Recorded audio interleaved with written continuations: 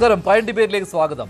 കോൺഗ്രസ് ഹൈക്കമാൻഡിന്റെ മുറിക്കുള്ളിലെ ആ തലയെണ്ണൽ രാഷ്ട്രീയം വി.ഡി. സതീശനും രമേശ് ചെന്നിത്തലയും വർഷങ്ങളായി സംസ്ഥാന രാഷ്ട്രീയത്തിൽ പടവെട്ടിയ നേതാക്കളായിരിക്കെ എം.എൽ.എമാരുടെ പിന്തുണ, പട്ടികയിൽ കെ.സി. വേണുഗോപാൽ നേടിയ മുന്നേറ്റം ജനങ്ങളുടെ വികാരമോ അതോ ഹൈക്കമാൻഡിന്റെ സന്ദേശമോ?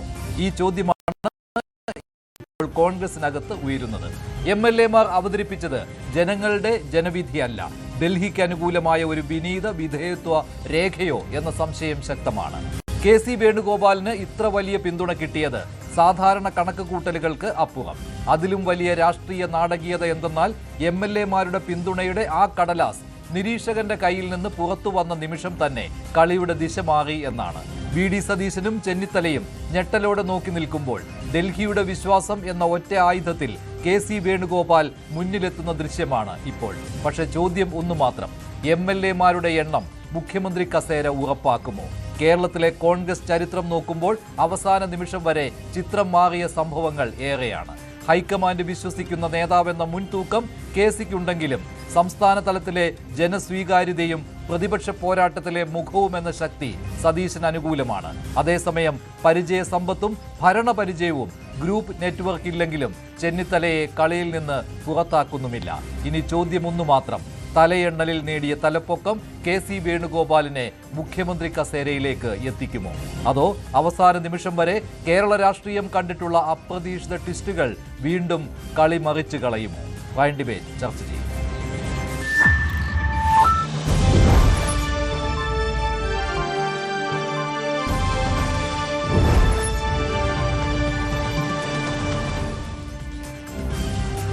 വി.ഡി. സതീശനോ രമേശ് ചെന്നിത്തലയോ കെ.സി. വേണുഗോപാലോ? ഈ തർക്കം കോൺഗ്രസിൽ തുടരുകയാണ്. ഇനി എല്ലാ തീരുമാനവും ഹൈക്കമാൻഡിന്റെ മുന്നിലേക്ക് എത്തുകയാണ്. ആരായിരിക്കും കേരളത്തിന്റെ മുഖ്യമന്ത്രി? ഞായറാഴ്ചയോടെ തീരുമാനമുണ്ടാകുമെന്നാണ് ഇപ്പോഴത്തെ പ്രതീക്ഷ. നീണ്ടുപോകുമോ എന്നുള്ള ചോദ്യവും അവശേഷിക്കുകയാണ്. രമേശ് ചെന്നിത്തലയും വി.ഡി. സതീശനും കെ.പി.സി.സി പ്രസിഡന്റ് സണ്ണി ജോസഫും ഇന്ന് ഒരേ വിമാനത്തിൽ ഡൽഹിക്ക് പറക്കുകയാണ്. അവിടെ വെച്ചാണ് ഇനി ചർച്ചകൾ. കെ.സി. വേണുഗോപാൽ ഡൽഹിയിലുണ്ട്. ഹൈക്കമാൻഡിന്റെ നിരീക്ഷകർ എം.എൽ.എമാരുടെ അഭിപ്രായം തേടിയതിനു ശേഷം തയ്യാറാക്കിയ റിപ്പോർട്ട് ഹൈക്കമാൻഡിലേക്ക് എത്തുകയാണ്. പക്ഷേ നിരീക്ഷകരുടെ മുന്നിൽ കെ.സി. വേണുഗോപാലിന്റെ പേരിനാണ് മുൻതൂക്കം കിട്ടിയത്. തെരഞ്ഞെടുക്കപ്പെട്ടവർ, ജനപ്രതിനിധികൾ, അവർ കെ.സി. വേണുഗോപാലിന് വേണ്ടിയാണ് കൈപൊക്കിയത്. ചെന്നിത്തല പക്ഷം എന്ന് പറയുന്നത് ഈ പേരുകളാണ്: അൻവർ സാദത്ത്, ടി.ജെ. വിനോദ്, റോണി കെ. ബേബി, ജ്യോതികുമാർ ചാമക്കാല, രമേശ് ചെന്നിത്തല. 5 പേരുടെ പിന്തുണയാണ് രമേശ് ചെന്നിത്തലയ്ക്ക്. കെ.സി. വേണുഗോപാൽ പക്ഷം എന്ന് പറയുന്നത് വലുതാണ്. അതായത് കെ.സി. വേണുഗോപാലിന്റെ പേരിനാണ് കൂടുതൽ എം.എൽ.എമാരും സ്വീകാര്യത നൽകിയത്. തെരഞ്ഞെടുക്കപ്പെടാത്ത ഒരു ജനപ്രതിനിധിക്ക് കോൺഗ്രസ് രാഷ്ട്രീയത്തിൽ മുഖ്യമന്ത്രിയായി സ്വീകാര്യത കിട്ടുന്ന അപൂർവ പ്രതിഭാസമാണ് ഇപ്പോൾ സംഭവിച്ചിരിക്കുന്നത്. ഈ പേരുകാരെല്ലാം കെ.സി. വേണുഗോപാലിനൊപ്പമാണ് നിന്നത്. അജയ് മാക്കനും മുകുൾ വാസ്നിക്കും എം.എൽ.എമാരുടെ അഭിപ്രായം തേടിയപ്പോൾ അവർ ഒന്നാം മുൻഗണന എന്ന രീതിയിൽ കെ.സി. വേണുഗോപാലിന്റെ പേര് പറയുകയായിരുന്നു. 46 പേരുടെ പിന്തുണ കെ.സി. വേണുഗോപാൽ പക്ഷത്തിന് കിട്ടിയിരിക്കുകയാണ്. അതേസമയം രമേശ് ചെന്നിത്തലയ്ക്ക് 5 പേരുടെ പിന്തുണ മാത്രം. സതീശൻ പക്ഷം നൌഷാദ് അലി, വി.ഡി. സതീശൻ, മുഹമ്മദ് ഷിയാസ്, ഷാനിമോൾ ഉസ്മാൻ. ഇതുകൂടാതെ 4 പേർ കൂടി ഈ പക്ഷത്തുണ്ട്. വി.ഡി. സതീശനൊപ്പം 8 പേരാണ് നിലയുറപ്പിച്ചിട്ടുള്ളത്. M R. Baiju, M. Vincent Sebastian, Poonjar MLA, N. Sakthan എന്നിവർ വി.ഡി. സതീശനൊപ്പം നിൽക്കുകയാണ്. ചിലർ ഒറ്റ പേര് പറയാതെ ഹൈക്കമാൻഡ് എടുക്കുന്ന തീരുമാനം എന്താണോ അതനുസരിക്കുമെന്ന് പറയുന്നു. നീലകണ്ഠൻ, ഉദുമ എം.എൽ.എ, ഐ.സി. ബാലകൃഷ്ണൻ, അബിൻ വർക്കി എന്നിവർ ഈ പട്ടികയിൽ വരികയാണ്. അങ്ങനെ 63 എം.എൽ.എമാരിൽ ഭൂരിപക്ഷം എം.എൽ.എമാരും കെ.സി. വേണുഗോപാലിന്റെ പേര് പറഞ്ഞിരിക്കുകയാണ്. പക്ഷേ ഇത് വിനീത വിധേയർ പറയുന്ന പേരല്ലേ എന്ന ചോദ്യം കൂടി ഉയരുകയാണ്. കാരണം രമേശ് ചെന്നിത്തലയും വി.ഡി. സതീശനും ഇത്തവണ തെരഞ്ഞെടുക്കപ്പെട്ട അംഗങ്ങളാണ്. അതുപോലെ തന്നെ അവർ കഴിഞ്ഞ 5 വർഷവും പ്രതിപക്ഷ പോരാട്ടത്തിന്റെ മുൻനിരയിൽ ഉണ്ടായിരുന്നു. അതുകൊണ്ട് തന്നെ ഇന്ന് സംസ്ഥാനത്ത് പലയിടങ്ങളിലും കോൺഗ്രസ് അണികൾ തെരുവിലിറങ്ങിയിരിക്കുകയാണ്. കെ.സി. വേണുഗോപാലാണ് മുഖ്യമന്ത്രിയായി വരുന്നതെങ്കിൽ അംഗീകരിക്കില്ല എന്ന നിലപാടാണ് ഈ പ്രകടനത്തിന് കാരണം. അതിന്റെ ദൃശ്യങ്ങൾ കൂടി കാണാം. വി.ഡി. സതീശന് അനുകൂലമായ മുദ്രാവാക്യം വിളികളുമായാണ് ഇത്തരത്തിലുള്ള പ്രകടനങ്ങൾ കേരളത്തിൽ പല ഭാഗത്തും നടന്നുകൊണ്ടിരിക്കുന്നത്. മതേതര കേരളം ബി.ഡിക്കൊപ്പം എന്നുള്ള ബാനറുകളുമായിട്ടാണ് കോൺഗ്രസ് പ്രവർത്തകർ തെരുവിലിറങ്ങിയിരിക്കുന്നത്. കെ.സി. വേണുഗോപാലിന് അനുകൂലമായി എം.എൽ.എമാരുടെ ഒരു വലിയ പട തന്നെ വന്ന സമയത്താണ് പട നയിച്ചവൻ നാട് നയിക്കട്ടെ എന്ന് പറഞ്ഞുകൊണ്ടുള്ള ബാനറുമായിട്ട് കോൺഗ്രസ് പ്രവർത്തകർ തെരുവിലിറങ്ങിയിരിക്കുന്നത്. കോൺഗ്രസ് രാഷ്ട്രീയത്തിൽ മുഖ്യമന്ത്രി ആരാണ് എന്നുള്ള ചോദ്യം ഉയരുവേ ഈ തർക്കം തെരുവിലേക്ക് നീങ്ങുകയാണ്. ഈ വി.ഡി. സതീശന് പിന്തുണ അർപ്പിക്കാൻ വന്ന ജനങ്ങളാണിത്, അഭിവാദ്യം അർപ്പിക്കാൻ വന്ന ജനങ്ങളാണിത്.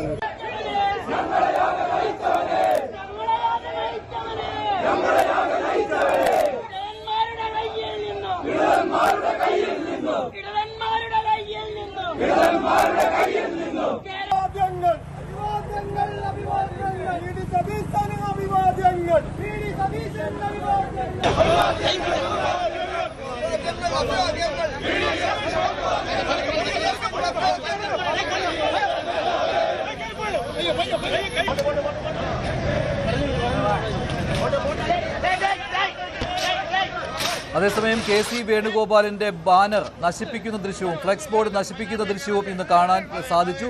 സെക്രട്ടേറിയറ്റിന് മുന്നിൽ ഇതേ ഫ്ലെക്സ് ബോർഡിൽ കഴിഞ്ഞ ദിവസം പാലഭിഷേകം നടത്തിയതാണ് കെ.സി. അനുകൂലികൾ. അതേ ഫ്ലെക്സ് ബോർഡാണ് ഇന്ന് നശിപ്പിക്കുവാനുള്ള ശ്രമവും ഉണ്ടായത്. ഇങ്ങനെ കോൺഗ്രസ് രാഷ്ട്രീയത്തിൽ ഇപ്പോൾ വീണ്ടും പൊട്ടിത്തെറികൾ സംഭവിച്ചുകൊണ്ടിരിക്കുകയാണ്. വൻ ഭൂരിപക്ഷത്തിൽ അധികാരത്തിലെത്തിയ ഈ സമയത്താണ് മുഖ്യമന്ത്രി ആരാണ് എന്നുള്ള തർക്കം തെരുവിലേക്ക് നീങ്ങിയിരിക്കുന്നത്. കെ.സി. വേണുഗോപാലിന് അനുകൂലമായി എം.എൽ.എമാരിൽ ഭൂരിഭാഗവും കൈപൊക്കിയിരിക്കുകയാണ്. ഹൈക്കമാൻഡ് നിരീക്ഷകരുടെ മുന്നിൽ അവർ കെ.സിയുടെ പേരാണ് പറഞ്ഞിരിക്കുന്നത്. വി.ഡി. സതീശനും രമേശ് ചെന്നിത്തലയ്ക്കും എം.എൽ.എമാരുടെ പിന്തുണ കുറവാണ് എങ്കിൽ പോലും ജനകീയ പിന്തുണയാണ് ഈ രണ്ടുപേരും ആയുധമാക്കുന്നത്. കെ.സി. വേണുഗോപാലിന്റെ ഫ്ലെക്സ് ബോർഡിൽ കരിയോയിൽ ഒഴിച്ച ദൃശ്യവും വരുന്നുണ്ട്. ഇങ്ങനെ കേരളത്തിൽ കോൺഗ്രസ് രാഷ്ട്രീയം കലുഷിതമായി കൊണ്ടിരിക്കവെയാണ് മുതിർന്ന നേതാക്കളെ ഹൈക്കമാൻഡ് ഡൽഹിക്ക് വിളിപ്പിച്ചിരിക്കുന്നത്.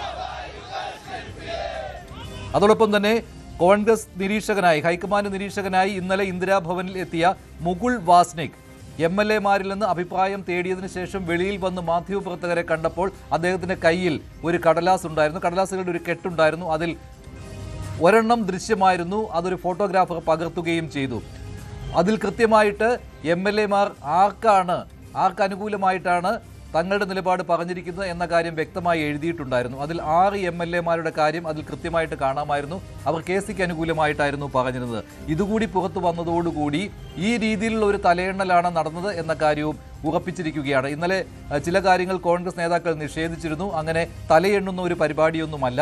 ഇവിടെ എത്ര നേതാക്കൾ, ഏത് നേതാവിന് പോലും മുഖ്യമന്ത്രിയായിട്ട് വരാനുള്ള അവസരമുണ്ട്, തലമുതിർന്ന നേതാക്കൾ കോൺഗ്രസ് രാഷ്ട്രീയത്തിലുണ്ട് എന്നൊക്കെ പറഞ്ഞ് പ്രതിരോധിച്ച സമയത്താണ് കെ.സി. വേണുഗോപാൽ, രമേശ് ചെന്നിത്തല, വി.ഡി. സതീശൻ ഈ 3 പേരുകളാണ് ഹൈക്കമാൻഡ് പരിഗണിച്ചത് എന്ന കാര്യം ഉറപ്പിച്ചുകൊണ്ട് ഹൈക്കമാൻഡ് നിരീക്ഷകന്റെ ആ കടലാസ് പുറത്തു വന്നത്. അതിൽ കെ.സിക്ക് അനുകൂലമായിട്ടായിരുന്നു എം.എൽ.എമാർ ആ ഫോട്ടോയിൽ കാണുന്ന അതിൽ ഉണ്ടായിരുന്ന എം.എൽ.എമാരെ വെച്ച് നോക്കുമ്പോൾ അത് കെ.സിക്ക് അനുകൂലമായിട്ടാണ് വന്നത്. ശ്രീ ജി.വി. ഹരി, എന്താണ് സംഭവിക്കുന്നത് കോൺഗ്രസ് രാഷ്ട്രീയത്തിൽ? ഇത്രമാത്രം തർക്കത്തിന്റെ ആവശ്യം ഇവിടെ ഉണ്ടായിരുന്നു, ഇതിപ്പോൾ തെരുവിലേക്ക് വലിച്ച് നീളുകയാണ്. നോക്കൂ മഞ്ജുഷേ, ഇതിനകത്ത് തർക്കമുണ്ട് എന്നൊക്കെ പറയുന്നത് നിങ്ങളാണ്. ഈ തർക്കം ഞങ്ങളെ സംബന്ധിച്ചിടത്തോളം കോൺഗ്രസ് പാർട്ടി എല്ലാ കാലത്തും അതിൻ്റെ CLP ലീഡറെ തിരഞ്ഞെടുത്തിട്ടുള്ളതിനൊരു പ്രക്രിയയുണ്ട്. അതിത് മാത്രമല്ല, ഏത് തിരഞ്ഞെടുപ്പിലാണെങ്കിലും ആ തിരഞ്ഞെടുപ്പ് കഴിയുമ്പോൾ സ്വാഭാവികമായിട്ട് നടത്തുന്ന ഒരു പ്രക്രിയയാണ്. ആ പ്രക്രിയയുടെ 1ാം ഘട്ടം ഇപ്പോൾ സമാപിച്ചു. 1ാം ഘട്ടം എന്താണ്? 1ാം ഘട്ടം തിരഞ്ഞെടുക്കപ്പെട്ട 63 എം.എൽ.എമാരുടെ യോഗം തിരുവനന്തപുരത്ത് ഇന്ദിരാഭവനിൽ നടന്നു. ആ യോഗത്തിൽ കഴിഞ്ഞ പ്രാവശ്യം അല്ലെങ്കിൽ അതിന് 5 കൊല്ലങ്ങൾക്ക് മുമ്പ് നമ്മൾ പരാജയപ്പെട്ടപ്പോഴും പ്രതിപക്ഷ നേതാവിനെ തിരഞ്ഞെടുക്കുന്നതിന് വേണ്ടിയിട്ട് ഇതേ പ്രോസസ്സ് തന്നെയാണ് സംഘടിപ്പിച്ചിട്ടുള്ളത്. അന്ന് പ്രതിപക്ഷ നേതാവായിട്ട് തിരഞ്ഞെടുക്കപ്പെട്ടിട്ടുള്ളത് ശ്രീ വി.ഡി. സതീശനാണ്. എം.എൽ.എമാരുടെ ഏറ്റവും കൂടുതൽ എം.എൽ.എമാരുടെ പിന്തുണ അദ്ദേഹത്തിന് ഉണ്ടായിരുന്നു എന്നുള്ളതാണ്. ഇവിടെയും സംഭവിച്ചിരിക്കുന്നത് 63 പേരുടെ പിന്തുണ ആർക്ക് എന്നുള്ളത് വളരെ പ്രധാനപ്പെട്ട കാര്യമാണ്. ആദ്യം ചെയ്തത് നമുക്കറിയാം, ഒറ്റവരി റെസൊല്യൂഷൻ പാസ്സാക്കി തീരുമാനം ഹൈക്കമാൻഡിനെ കൈക്കൊള്ളാവുന്നതാണ് എന്നുള്ള റെസൊല്യൂഷൻ പാസ്സാക്കുന്നു. അതിനുശേഷം ഈ നിരീക്ഷകരായിട്ട് വന്നിട്ടുള്ള ശ്രീ അജയ് മാക്കൻ AICCയുടെ ട്രഷററാണ്, അതോടൊപ്പം AICCയുടെ ജനറൽ സെക്രട്ടറിയാണ് മുകുൾ വാസ്നിക്. അവർ രണ്ടുപേരും അതോടൊപ്പം ഇവിടുത്തെ ചാർജ് ഉണ്ടായിരുന്ന നമുക്കറിയാവുന്ന പോലെ ശ്രീമതി ദീപാദാസ് മുൻഷി അടക്കമുള്ള ആളുകൾ എം.എൽ.എമാരെ ഒറ്റയ്ക്കൊറ്റയ്ക്ക് കണ്ടു. അവരുടെ അഭിപ്രായം രേഖപ്പെടുത്താം, സ്വാഭാവികമാണ്. അവരുടെ അഭിപ്രായം സാധാരണഗതിയിൽ നമുക്കറിയാം, എല്ലാ രാഷ്ട്രീയ പാർട്ടികളിലെയും CLP ലീഡർമാരെ തിരഞ്ഞെടുക്കുന്നത് നിങ്ങൾക്കറിയാവുന്നതുപോലെ ഒന്ന് എം.പിമാരെ, ഇപ്പോൾ പ്രധാനമന്ത്രിയാണെങ്കിൽ എം.പിമാരാണ്, അതോടെ മുഖ്യമന്ത്രിയാണെങ്കിൽ MLA മാരാണ്. ഇത് അവരുടെ ഇവിടെ ഒരു കാര്യം എന്ന് പറയുന്നത് ഇവിടെ തെരഞ്ഞെടുക്കപ്പെട്ട MLA-മാരുണ്ട്. അതിൽ ഇപ്പോൾ ശരി രമേശ് ചെന്നിത്തല സീനിയോറിറ്റി അനുസരിച്ച്, പിന്നെ VD സതീശൻ പ്രതിപക്ഷ നേതാവ് എന്ന നിലയ്ക്ക് ഈ രണ്ടുപേരുടെ പേരുകൾ വന്നാൽ അത് സ്വാഭാവികം എന്ന രീതിയിൽ പറയാം. അവിടെ MLA-മാർ ആർക്കൊപ്പം എന്ന് പറഞ്ഞിട്ട് എന്നിട്ട് അതിലൊരു തീരുമാനം വന്നോട്ടെ. പക്ഷെ KC വേണുഗോപാലിനെ കൊണ്ടുവരുവാനുള്ള അടിയന്തര സാഹചര്യം എന്താണ് കേരള രാഷ്ട്രീയത്തിൽ ഇപ്പോൾ ഉള്ളത്, കോൺഗ്രസ് രാഷ്ട്രീയത്തിൽ ഇപ്പോഴുള്ളത് എന്ന കാര്യമാണ്. അത് മാത്രമല്ല, ഈ KC വേണുഗോപാലിന് അനുകൂലമായി ഇവരൊക്കെ പറയുമ്പോൾ അത് കൈമുക്കുക എന്നുള്ളതാണല്ലോ. അങ്ങനെ പറയുമ്പോൾ അതൊരു വിധേയത്വം എന്നതിനപ്പുറം എന്താണ്? ഒരു സംശയവുമില്ല, KC വേണുഗോപാലിനോടുള്ള വിധേയത്വം അതാണ് ഈ MLA-മാരുടെ ഈ തലയെണ്ണലിൽ പ്രതിഫലിച്ചിരിക്കുന്നത്. അത് ജനങ്ങളുടെ ജനവികാരത്തിന്റെ പ്രതിഫലനം എന്ന് പറയുവാൻ കഴിയുകയില്ല. ഞാനിപ്പോൾ ഈ പറഞ്ഞപ്പോൾ ലിസ്റ്റൊക്കെ കാണിച്ചല്ലോ, ഇവിടെ മഞ്ജുഷ ലിസ്റ്റ് കാണിച്ചു, അതോടൊപ്പം തന്നെ ഇത്ര പേരുടെ വേണമെന്ന് ഞാനിത് എൻഡോഴ്സ് ചെയ്യാൻ ആഗ്രഹിക്കുന്നില്ല. കാരണം എനിക്കത് അറിയില്ല. ഞാൻ പറഞ്ഞോട്ടെ, എൻ്റെ ഇത് ഞാനിത് കംപ്ലീറ്റ് ചെയ്യാൻ അനുവദിക്കും സാർ. ഞാനിത് കണ്ട കാര്യമല്ല. ഞാനിത് ആരൊക്കെയാണ് ശ്രീ KC വേണുഗോപാലിനെ നേതാവായി പറഞ്ഞത് അല്ലെങ്കിൽ താല്പര്യപ്പെട്ടത്, ആരൊക്കെയാണ് VD-യോട് പറഞ്ഞത്, ആരൊക്കെയാണ് RC-യോട് പറഞ്ഞത്, ഇതറിയാവുന്നത് ഇപ്പോൾ AICC-ക്ക് അറിയാം, AICC-യുടെ നേതൃത്വത്തിന് അറിയാം കൃത്യമായിട്ട് ആർക്കാണെന്ന് അറിയാം. ഇതൊരു സാങ്കല്പികമാണ്. ഇനി ഞാൻ താങ്കൾ ചോദിച്ചതിലേക്ക് പ്രസിഡന്റ് സണ്ണി ജോസഫ് പോലും KC വേണുഗോപാലിന് അനുകൂലമാണ് പറഞ്ഞിരിക്കുന്നത്. മുകുൾ വാസ്നിക്കിന്റെ കയ്യിലുള്ള പേപ്പർ ഇതുണ്ട്. ആ പേപ്പർ പുറത്തു വന്നില്ലായിരുന്നുവെങ്കിൽ ഇവിടെ GB ഹരി പറഞ്ഞത് അതൊരു 6 പേരുടെ കാര്യത്തിലാണ്. ഇനി ആ പേപ്പർ തന്നെയാണോ യഥാർത്ഥത്തിലുള്ളത് എന്നുള്ളത് നമുക്കറിയില്ല. ഞാൻ പറഞ്ഞോട്ടെ, ഒന്നുകിൽ മുകുൾ വാസ്നിക്കിന് ഇത് അബദ്ധം പറ്റിയതാണ്, അതല്ലെങ്കിൽ മുകുൾ വാസ്നിക് മനഃപൂർവ്വം ഇത് ചെയ്തു. ഇതിനകത്ത് ഞാൻ പറയുന്നത് കേൾക്കുക മഞ്ജുഷ. ഇതിനകത്ത് മഞ്ജുഷ പറയുന്ന പോലെ ഇനി താങ്കൾ ചോദിച്ച ചോദ്യമല്ലോ, എന്തിനാണ് KC വേണുഗോപാലിൻ്റെ പേര് പറഞ്ഞത് അവരെന്ന് ചോദിച്ചാൽ, KC വേണുഗോപാൽ ആരാണ്? കേരളത്തിൽ ഈ രാജ്യത്ത് കഴിഞ്ഞ 12 വർഷക്കാലമായി ഈ രാജ്യത്ത് ഈ കോൺഗ്രസ് പാർട്ടി ഭരണത്തിലില്ല. കഴിഞ്ഞ 10 വർഷക്കാലമായി കേരളത്തിൽ കോൺഗ്രസ് പാർട്ടി ഭരണത്തിലില്ല. ഈ പാർട്ടിയെ രാജ്യത്ത് നയിക്കുകയും കേരളത്തിൽ ഈ പാർട്ടിക്ക് തിരഞ്ഞെടുപ്പുമായി ബന്ധപ്പെട്ട് ചെയ്യാൻ കഴിയുന്ന എല്ലാ കാര്യങ്ങളും ചെയ്തിട്ടുള്ള ഒരു നേതാവിൻ്റെ പേര് തിരഞ്ഞെടുക്കപ്പെട്ട MLA-മാർ പറയണമെങ്കിൽ പറഞ്ഞിട്ടുണ്ടാകുന്നതാണ് താങ്കൾ പറയുന്നത്. പറഞ്ഞിട്ടുണ്ടെങ്കിൽ അതിന് തക്കതായ കാരണം ഉണ്ടാവും, ഒരു സംശയവും വേണ്ട. ഞാനൊരു കാര്യം പറയാം. ഇപ്പം ഞാൻ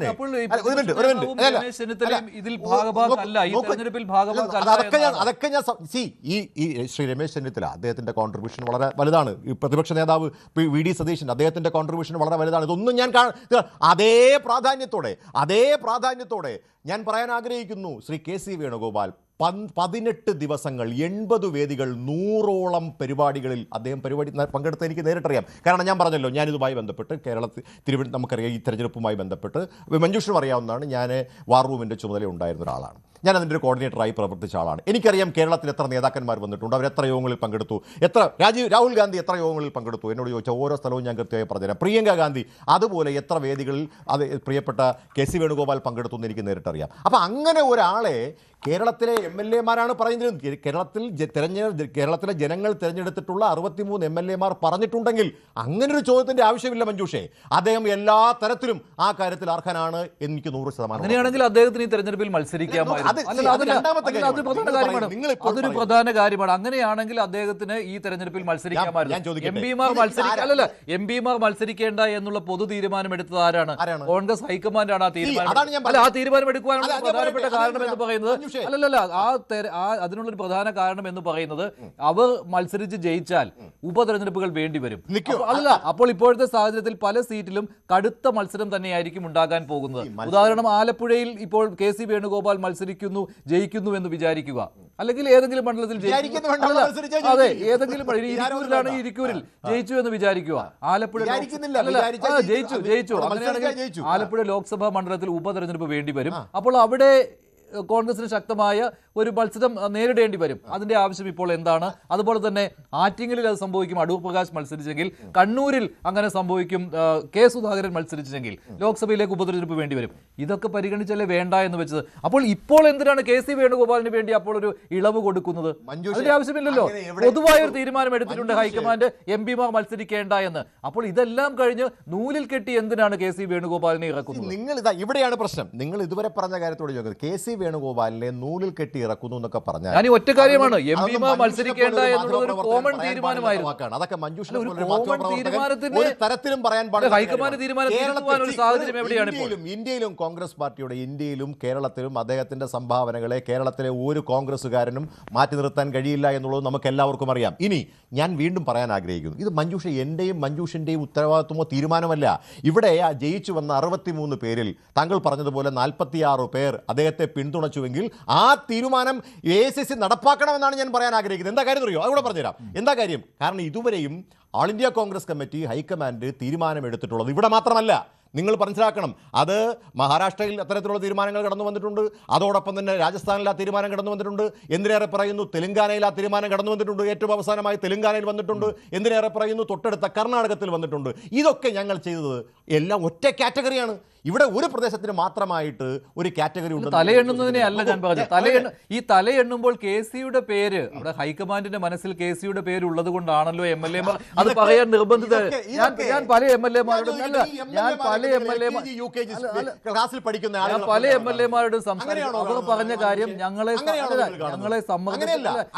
ഇങ്ങനെ സമ്മർദ്ദത്തിലാക്കേണ്ടിയില്ല എന്നാണ്. മാത്രമല്ല ഈ പറയുന്ന പേരുകൾ പറഞ്ഞ പേരുകൾ അടുത്ത നിമിഷം ചോരുകയാണ്. ആരൊക്കെ ആർക്കൊക്കെ വേണ്ടി കൈപൊക്കി എന്നുള്ള കാര്യം ചോർന്നു കഴിഞ്ഞു. ഒരു ചോർച്ചയുമില്ല മഞ്ജുഷേ. 63 പേർക്കും ഒരു തരത്തിലുള്ള സമ്മർദ്ദവുമില്ല. അവരോട് ആരോടും KC വേണുഗോപാൽ മത്സരിക്കണം, എന്നെ സഹായിക്കണം എന്ന് പറയുന്നു. എനിക്ക് ഒരു കാരണവശാലും ഞാൻ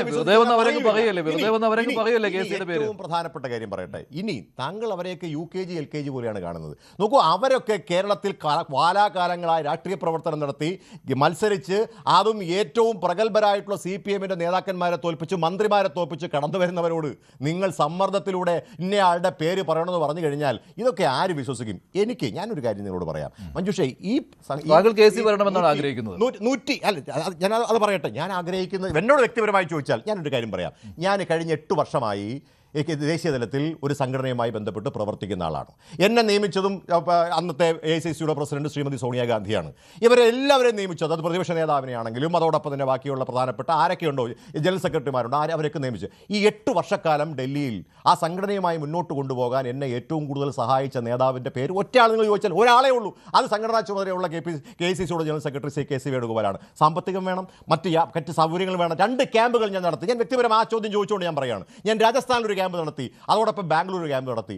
എത്ര പേര് 300-400 പേര് നടന്നിട്ടുള്ള 4-5 ദിവസം നീണ്ടു നിന്ന ക്യാമ്പുകളാണ്. ഈ ക്യാമ്പുകൾക്കൊക്കെ എനിക്ക് ഏറ്റവും കൂടുതൽ സഹായമായി നിന്നത്, എനിക്ക് ഏറ്റവും കൂടുതൽ പിന്തുണ നിന്ന ആ നേതാവാണ്. അതുകൊണ്ട് ഞാൻ MLA ആയി മത്സരിച്ച് ജയിച്ചു വന്നാലും ഞാനും അദ്ദേഹത്തിന്റെ പേര് തന്നെ പറയുള്ളൂ. അതിന്റെ കാരണം അതുകൊണ്ടാണ് ഞാൻ പറയുന്നത് ഈ 49 പിന്തുണ ഞാൻ പറയട്ടെ 46 പേരെയും അത്തരത്തിൽ ഒരു തരത്തിൽ അല്ലെങ്കിൽ മറ്റൊരു തരത്തിൽ അദ്ദേഹത്തിന്റെ സപ്പോർട്ട് ലഭിച്ചിട്ടുള്ളവരായിരിക്കും എന്നാണ് ഞാൻ വിശ്വസിക്കുന്നത്. അവർ പറഞ്ഞിട്ടുണ്ടെങ്കിൽ എന്നോട് ഈ ചോദ്യം ചോദിച്ചുകൊണ്ട് ഞാൻ ആ ചോദ്യം എന്തുകൊണ്ട് അദ്ദേഹത്തിന്റെ പേര് പറയാൻ ആഗ്രഹിച്ചു എന്ന് ചോദിച്ചാൽ, എനിക്ക് കഴിഞ്ഞ 8 വർഷക്കാലം ദേശീയ തലത്തിൽ ഈ പ്രവർത്തനങ്ങളുമായി മുന്നോട്ട് കൊണ്ടുപോകാൻ, ജവഹർ ബാൽ മഞ്ചുമായി ബന്ധപ്പെട്ടുള്ള എൻ്റെ പ്രവർത്തനങ്ങൾ മുന്നോട്ട് കൊണ്ടുപോകാൻ എനിക്ക് ഏറ്റവും വലിയ പിന്തുണ നൽകിയൊരു നേതാവ് അദ്ദേഹമാണ്. തീർച്ചയായിട്ടും അങ്ങനെ ഒരു അവസരം വന്നാൽ ഞാൻ അദ്ദേഹത്തിന്റെ പേരല്ലേ പറയും. അതുകൊണ്ട് 46 പേര് അത്ഭുതം ഉണ്ടെന്ന് എനിക്ക് തോന്നുന്നു. KC വേണുഗോപാലിന് ഈ പിന്തുണ കിട്ടിയത് അത്ഭുതപ്പെടേണ്ടതില്ല. ഇപ്പോൾ GV ഹരിക്ക് ഉണ്ടായിരിക്കുന്ന ഈ അനുഭവം, അദ്ദേഹം MLA അല്ല എങ്കിൽ പോലും അദ്ദേഹം MLA ആയി തിരഞ്ഞെടുക്കപ്പെട്ടിരുന്നുവെങ്കിൽ, മത്സരിക്കാൻ അവസരം കിട്ടിയിരുന്നുവെങ്കിൽ, MLA ആയി തിരഞ്ഞെടുക്കപ്പെടുകയായിരുന്നുവെങ്കിൽ അദ്ദേഹവും KCക്ക് പിന്തുണ നൽകുമായിരുന്നുള്ളൂ. അദ്ദേഹം അതിന് പറഞ്ഞ കാര്യങ്ങളും താങ്കൾ കേട്ടുവല്ലോ.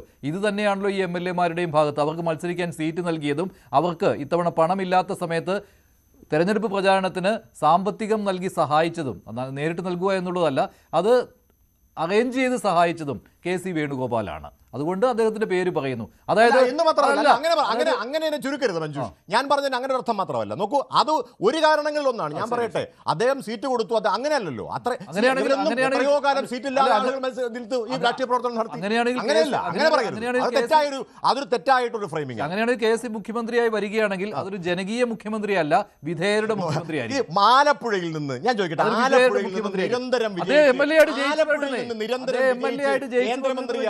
കേന്ദ്രമന്ത്രിയായി ഇവിടെ കേരളത്തിൽ മന്ത്രിയായി MLA ആയി ജയിച്ചു വന്ന ഒരാളിനെ കുറിച്ചാണ് മഞ്ജുഷി പറഞ്ഞുകൊണ്ടിരിക്കുന്നത്.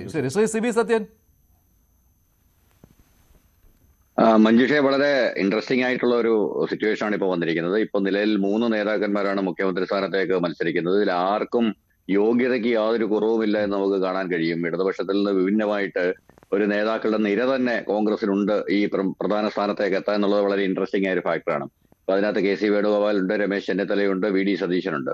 നമ്മളിതിനകത്ത് നോക്കുമ്പോൾ നമുക്ക് കാണാൻ കഴിയുന്ന ഒന്ന് രണ്ട് രസകരമായ കാര്യങ്ങൾ. ഒന്ന്, ഈ മുൻകാലങ്ങളിൽ ഇതുപോലെ MLA അല്ലാത്ത ആന്റണിയെ 2 തവണ കൊണ്ടുവന്നിട്ടുണ്ട്, EK നായനാരെ 1 തവണ കൊണ്ടുവന്നിട്ടുണ്ട്. അങ്ങനെ പല സന്ദർഭങ്ങൾ ഉണ്ടായിട്ടുണ്ട്. അതുപോലെ തന്നെ പൊതുജന സമ്മർദ്ദം കൊണ്ട് VS തിരിച്ചു കൊണ്ടുവരേണ്ടി വന്ന സാഹചര്യങ്ങൾ ഉണ്ടായിട്ടുണ്ട്.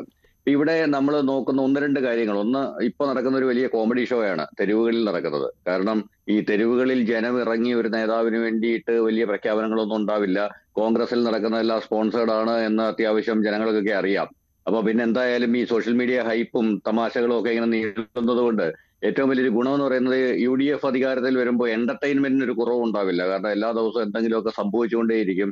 അതുകൊണ്ട് ഈവൻ വീട്ടിലെ സ്ത്രീകൾ പോലും സീരിയൽ ഉപേക്ഷിച്ച് വാർത്ത കാണുന്ന ഒരവസ്ഥ സംജാതമാകും എന്നൊക്കെയുള്ളത് ഈ UDF മുന്നോട്ട് വെക്കുന്ന എന്റർടൈൻമെന്റിന്റെ ഭാഗമാണ്. അപ്പൊ അതിന്റെ ഭാഗമായിട്ടുള്ള കുറച്ച് പരിപാടികളാണ് ഇവിടെ നടക്കുന്നത്. നമ്മൾ 2-3 കാര്യങ്ങൾ ഔദ്യോഗികമായി പരിശോധിച്ചു കഴിഞ്ഞാൽ, നമ്മൾക്ക് MLA-മാരെയാണ് നമ്മൾ തിരഞ്ഞെടുക്കുന്നത്. നമ്മൾ മുഖ്യമന്ത്രിയല്ല. വോട്ടർ എന്ന നിലയിൽ നമ്മൾ മുഖ്യമന്ത്രിയല്ല തിരഞ്ഞെടുക്കുന്നത്. നമ്മൾ MLA-മാരെ തിരഞ്ഞെടുക്കുന്നു. MLA-മാരുടെ സംഘം അവരുടെ നിയമസഭാ കക്ഷി നേതാവിനെ തിരഞ്ഞെടുക്കുന്നു എന്നാണ് പൊതുവെയുള്ള പ്രോസസ്സ്. ഇവിടെ നടക്കുന്ന പ്രോസസ്സും ഏതാണ്ട് സമാനമാണ്. കോൺഗ്രസിനകത്ത് വളരെ വ്യത്യസ്തമായ ശ്രീ അരി ചൂണ്ടിക്കാട്ടിച്ച പോലെ വളരെ ഗംഭീരമായ ഒരു പ്രോസസ്സ് ഉണ്ട്. അതിലൊന്ന് MLA-മാരുടെ ഇംഗിതം അറിയുക എന്നുള്ളതാണ്. രണ്ടാമത്തെ അതിനുശേഷം ഹൈക്കമാൻഡിന്റെ താല്പര്യങ്ങൾ നോക്കുക എന്നുള്ളതാണ്. ഇത് രണ്ടും കൂടെ ചേർന്നിട്ട് യോഗ്യനായ ഒരാളിനെ ആയിരിക്കും തിരഞ്ഞെടുക്കുക. അപ്പം ഇവിടെ സംഭവിക്കുന്നത് എന്താണെന്ന് വെച്ച് കഴിഞ്ഞാൽ, ഇവിടെ കഴിഞ്ഞ തവണത്തെ പ്രതിപക്ഷ നേതാവിനെ തിരഞ്ഞെടുക്കുന്നത് നോക്കുക. കഴിഞ്ഞ തവണ ഏറ്റവും കൂടുതൽ MLA-മാരുടെ വോട്ട് കിട്ടിയത് ശ്രീ രമേശ് ചെന്നിത്തലയ്ക്കാണ്. പക്ഷേ പ്രതിപക്ഷ നേതാവായത് വി ഡി സതീശനാണ്. കാരണം ഹൈക്കമാൻഡിന്റെ പ്രത്യേക താല്പര്യം വി ഡി സതീശനോടായിരുന്നു. അതുകൊണ്ട് രമേശ് ചെന്നിത്തല A ഗ്രൂപ്പും I ഗ്രൂപ്പും ഒന്നിച്ചു നിന്ന് രമേശ് ചെന്നിത്തലയ്ക്ക് പിന്തുണ കൊടുത്തെങ്കിലും കുറഞ്ഞ MLA-മാരുടെ വോട്ട് കിട്ടിയ വി ഡി സതീശനാണ് പ്രതിപക്ഷ നേതാവായത് എന്ന് ഓർക്കണം. അപ്പൊ നമ്മളിവിടെ മനസ്സിലാക്കേണ്ട ഒന്ന് രണ്ട് കാര്യങ്ങൾ ശരിയാണ്. സംഘടനാ തലത്തില് KC വേണുഗോപാൽ വഹിക്കുന്ന ഒരു പങ്കും അതിനകത്ത് കേരളത്തിലെ കോൺഗ്രസിന് അദ്ദേഹത്തിനുള്ള താല്പര്യവും അല്ലെങ്കിൽ കോൺഗ്രസിലെ വിവിധ നേതാക്കൾക്ക് അദ്ദേഹത്തോടുള്ള താല്പര്യവും വളരെ ക്ലിയർ ആണ് ഇവിടെ. എന്ന് മാത്രവുമല്ല, സീറ്റ് നിർണയത്തിൽ ഏറ്റവും വലിയ പങ്ക് വഹിച്ചത് KC-യാണ്. KC-ക്ക് താല്പര്യമുള്ള, KC-ക്ക് ഇഷ്ടമുള്ള അല്ലെങ്കിൽ വിജയിക്കാൻ സാധ്യതയുള്ള ആൾക്കാരുടെ ഒരു സംഭവം തന്നെയാണ് ഇവിടെ മുന്നോട്ട് വെച്ചത്.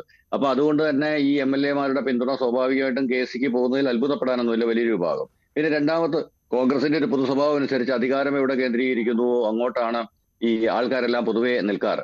അപ്പൊ അതിന്റെ ഫലമായിട്ട് ആൾക്കാർ അങ്ങോട്ട് നിൽക്കുന്നുണ്ട് എന്നുള്ളതും മറ്റൊരു സംഭവമാണ്. പക്ഷെ എനിക്ക് തോന്നുന്നത് ഇതിനകത്ത് ഏറ്റവും കൂടുതൽ പരിഗണിക്കേണ്ട സംഗതികളിൽ ഒന്ന്, സീനിയോറിറ്റി ഒരു വലിയ ഘടകമാണ്. സീനിയോറിറ്റിയും പെർഫോമൻസും പ്രവർത്തന പരിചയവും ഒക്കെ കണക്കിലെടുത്തു കഴിഞ്ഞാൽ എനിക്ക് തോന്നുന്നു ഒരു പക്ഷേ കേരളത്തിലെ ഒരു കോൺഗ്രസിന്റെ നേച്ചറിനും പറ്റിയ ഒരാള് ഒരുപക്ഷെ രമേശ് ചെന്നിത്തലയായിരിക്കുമെന്നാണ് എനിക്ക് തോന്നുന്നത്. അദ്ദേഹത്തിന് എത്ര MLA-മാരുടെ പിന്തുണ ഉണ്ട് എന്ന് എനിക്കിപ്പോ കൃത്യമായിട്ട് അറിയില്ല. പക്ഷെ എന്തുകൊണ്ടായാലും എനിക്ക് തോന്നുന്നത്, പക്ഷെ അവിടെ രമേശ് വരുവാനുള്ള സാധ്യത എങ്ങനെയാണ്? ഇപ്പോൾ KC വേണുഗോപാലിന് അനുകൂലമായിട്ടാണ് MLA-മാരുടെ പിന്തുണ വന്നിരിക്കുന്നത്. ഇനി അവിടെ ഒരു പൊതുജന വികാരം കൂടി കണക്കിലെടുക്കുമല്ലോ ഹൈക്കമാൻഡ്. ഈ നടക്കുന്ന പ്രകടനങ്ങളൊക്കെ അതിൻ്റെ ഒരു ഭാഗമാണ്. അതാരാണ് സംഘടിപ്പിക്കുന്നതെന്ന് അറിയില്ല. ഇനി വി ഡി സതീശൻ നേരിട്ട് അങ്ങനെ ഒരു നിർദ്ദേശം നൽകിയിട്ടുണ്ടോ എന്ന് അറിയില്ല. അങ്ങനെ വരുവാനുള്ള സാധ്യത കുറവാണ്. അപ്പോൾ അങ്ങനെ ജനവികാരമുണ്ട് എന്ന രീതിയിൽ വരുന്നു. KC എങ്ങാനും പ്രഖ്യാപിക്കുമെന്ന് അറിഞ്ഞാൽ ഇത് കൂടുതൽ ശക്തമാകാൻ പോകുന്നു എന്ന സ്ഥിതിവിശേഷമൊക്കെ ഉണ്ടല്ലോ. അപ്പോൾ ഇങ്ങനെ വരുമ്പോൾ രമേശിനുള്ള സാധ്യത എന്ന് പറയുന്നത്, KC പിന്മാറിയാൽ അവിടെ KC എന്തായാലും വി ഡി സതീശനെ മുഖ്യമന്ത്രിയാക്കാൻ ആഗ്രഹിക്കില്ല. അപ്പോൾ അദ്ദേഹത്തിന്റെ ഒരു സേ ഉണ്ട് അവിടെ. അങ്ങനെ വരുമ്പോൾ രമേശിന് മുഖ്യമന്ത്രിയാകാം. ആ ഒരു സാധ്യതയാണോ താങ്കൾ കാണുന്നത്? അതെ, എനിക്ക് തോന്നുന്നത് അങ്ങനെയാണ്. കാരണം KC നിലവില് പാർലമെന്റ് അംഗമാണ്. 3 വർഷം കൂടെ പാർലമെന്റ് കാലാവധി അവസാനിക്കാനുണ്ട്. അപ്പം അദ്ദേഹത്തിന്റെ ഈ 3 വർഷത്തെ കാലാവധിയിൽ നിലവിൽ കോൺഗ്രസിന് 100 അംഗങ്ങളുണ്ട്. അതിൽ നിന്ന് ഒരെണ്ണം കളഞ്ഞ് 99 ആക്കി പിന്നെ റിസ്ക് എടുക്കുക എന്ന് പറയുന്നത് നിലവിൽ അത്ര നല്ലതല്ല. ഒരു പക്ഷേ ഹൈക്കമാൻഡ് അതിന് ഫേവറബിൾ ആകണം എന്നില്ല. എന്ന് മാത്രവുമല്ല, KC-ക്ക് ഒരുപാട് സംഘടനാ ചുമതലകൾ നിലവിലുണ്ട്. പഞ്ചാബിലെ ഇലക്ഷൻ വരുന്നു, UP-യിലെ ഇലക്ഷൻ വരുന്നു. അങ്ങനെ ഒരുപാട് വളരെ നിർണായകമായ 1-2 ഇലക്ഷൻസ് വരാൻ പോകുന്നുണ്ട്.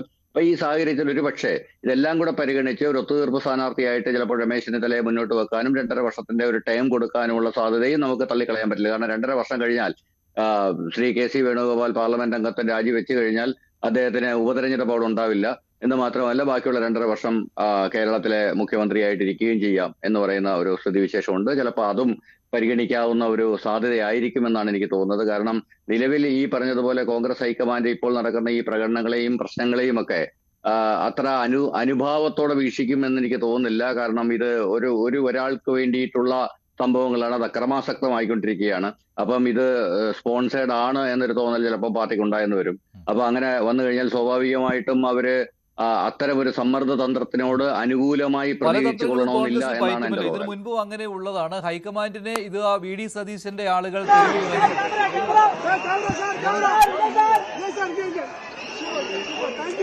ഇപ്പോൾ തമിഴ്നാട്ടിൽ നിന്നുള്ള ദൃശ്യങ്ങളാണ് കാണുന്നത്.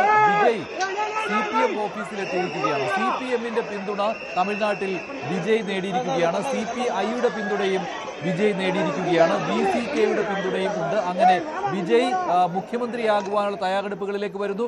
വിജയ്ക്ക് കേവല ഭൂരിപക്ഷം തെളിയിക്കുവാനുള്ള അവസരം ആയി വരികയാണ്.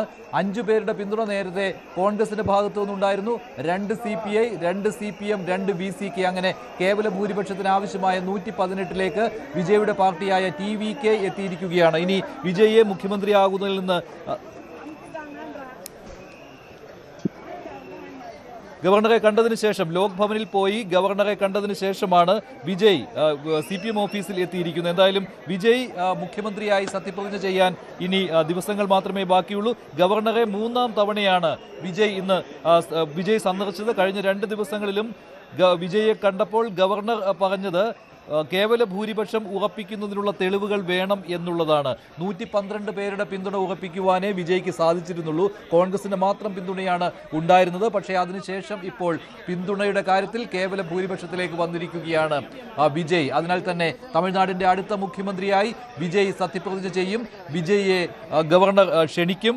ലോക് ഭവനിലെത്തി ഗവർണറെ കാണുകയും ചെയ്തു വിജയ്. ഇത്തവണ പിന്തുണ ഉറപ്പിച്ചതിന് ശേഷമാണ് ഗവർണറെ വിജയ് കണ്ടത്. അങ്ങനെ തമിഴ്നാട്ടിലെ രാഷ്ട്രീയ നാടകങ്ങൾക്ക് അന്ത്യം ഉണ്ടാകാൻ പോവുകയാണ്. ഇടയ്ക്ക് DMK-യും അണ്ണാ DMK-യും ചേർന്ന് ഒരു സഖ്യമുണ്ടാക്കുമോ എന്നുള്ള അഭ്യൂഹങ്ങൾ വരെ ശക്തമായിരുന്നു തമിഴ്നാട്ടിൽ. പക്ഷേ അതിലേക്കൊന്നും കാര്യങ്ങൾ നീങ്ങിയില്ല.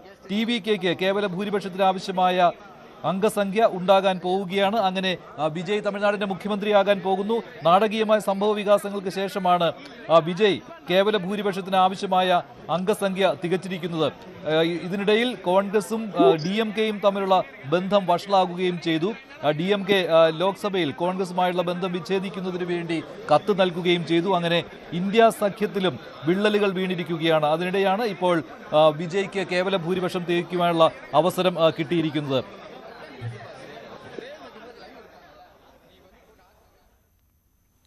ഈ ചർച്ചയിലേക്ക് തിരിച്ചെത്താം. കോൺഗ്രസ് ചർച്ചയിലേക്ക് തന്നെ തിരിച്ചെത്തുന്നു. ശ്രീ ഷാബു പ്രസാദ്, താങ്കൾ എങ്ങനെ കാണുന്നു? ഇനി 2 ദിവസത്തിനുള്ളിൽ ഇതെല്ലാം പരിഹരിച്ച് കേരളത്തിന്റെ അടുത്ത മുഖ്യമന്ത്രിയെ അറിയാൻ പറ്റും എന്ന് താങ്കൾ കരുതുന്നുണ്ടോ? അതോ ഇതിങ്ങനെ ഹൈക്കമാൻഡിന് മുന്നിൽ നീണ്ടു പോകുമോ? കാരണം ഒരു പക്ഷവും ഇപ്പോഴും വിട്ടുവീഴ്ചയ്ക്ക് തയ്യാറാകുന്നില്ലല്ലോ. ഇല്ല, ഇതിന്റെ അകത്ത് വിട്ടുവീഴ്ചയുടെ അങ്ങനത്തെ പ്രശ്നമൊന്നുമില്ല.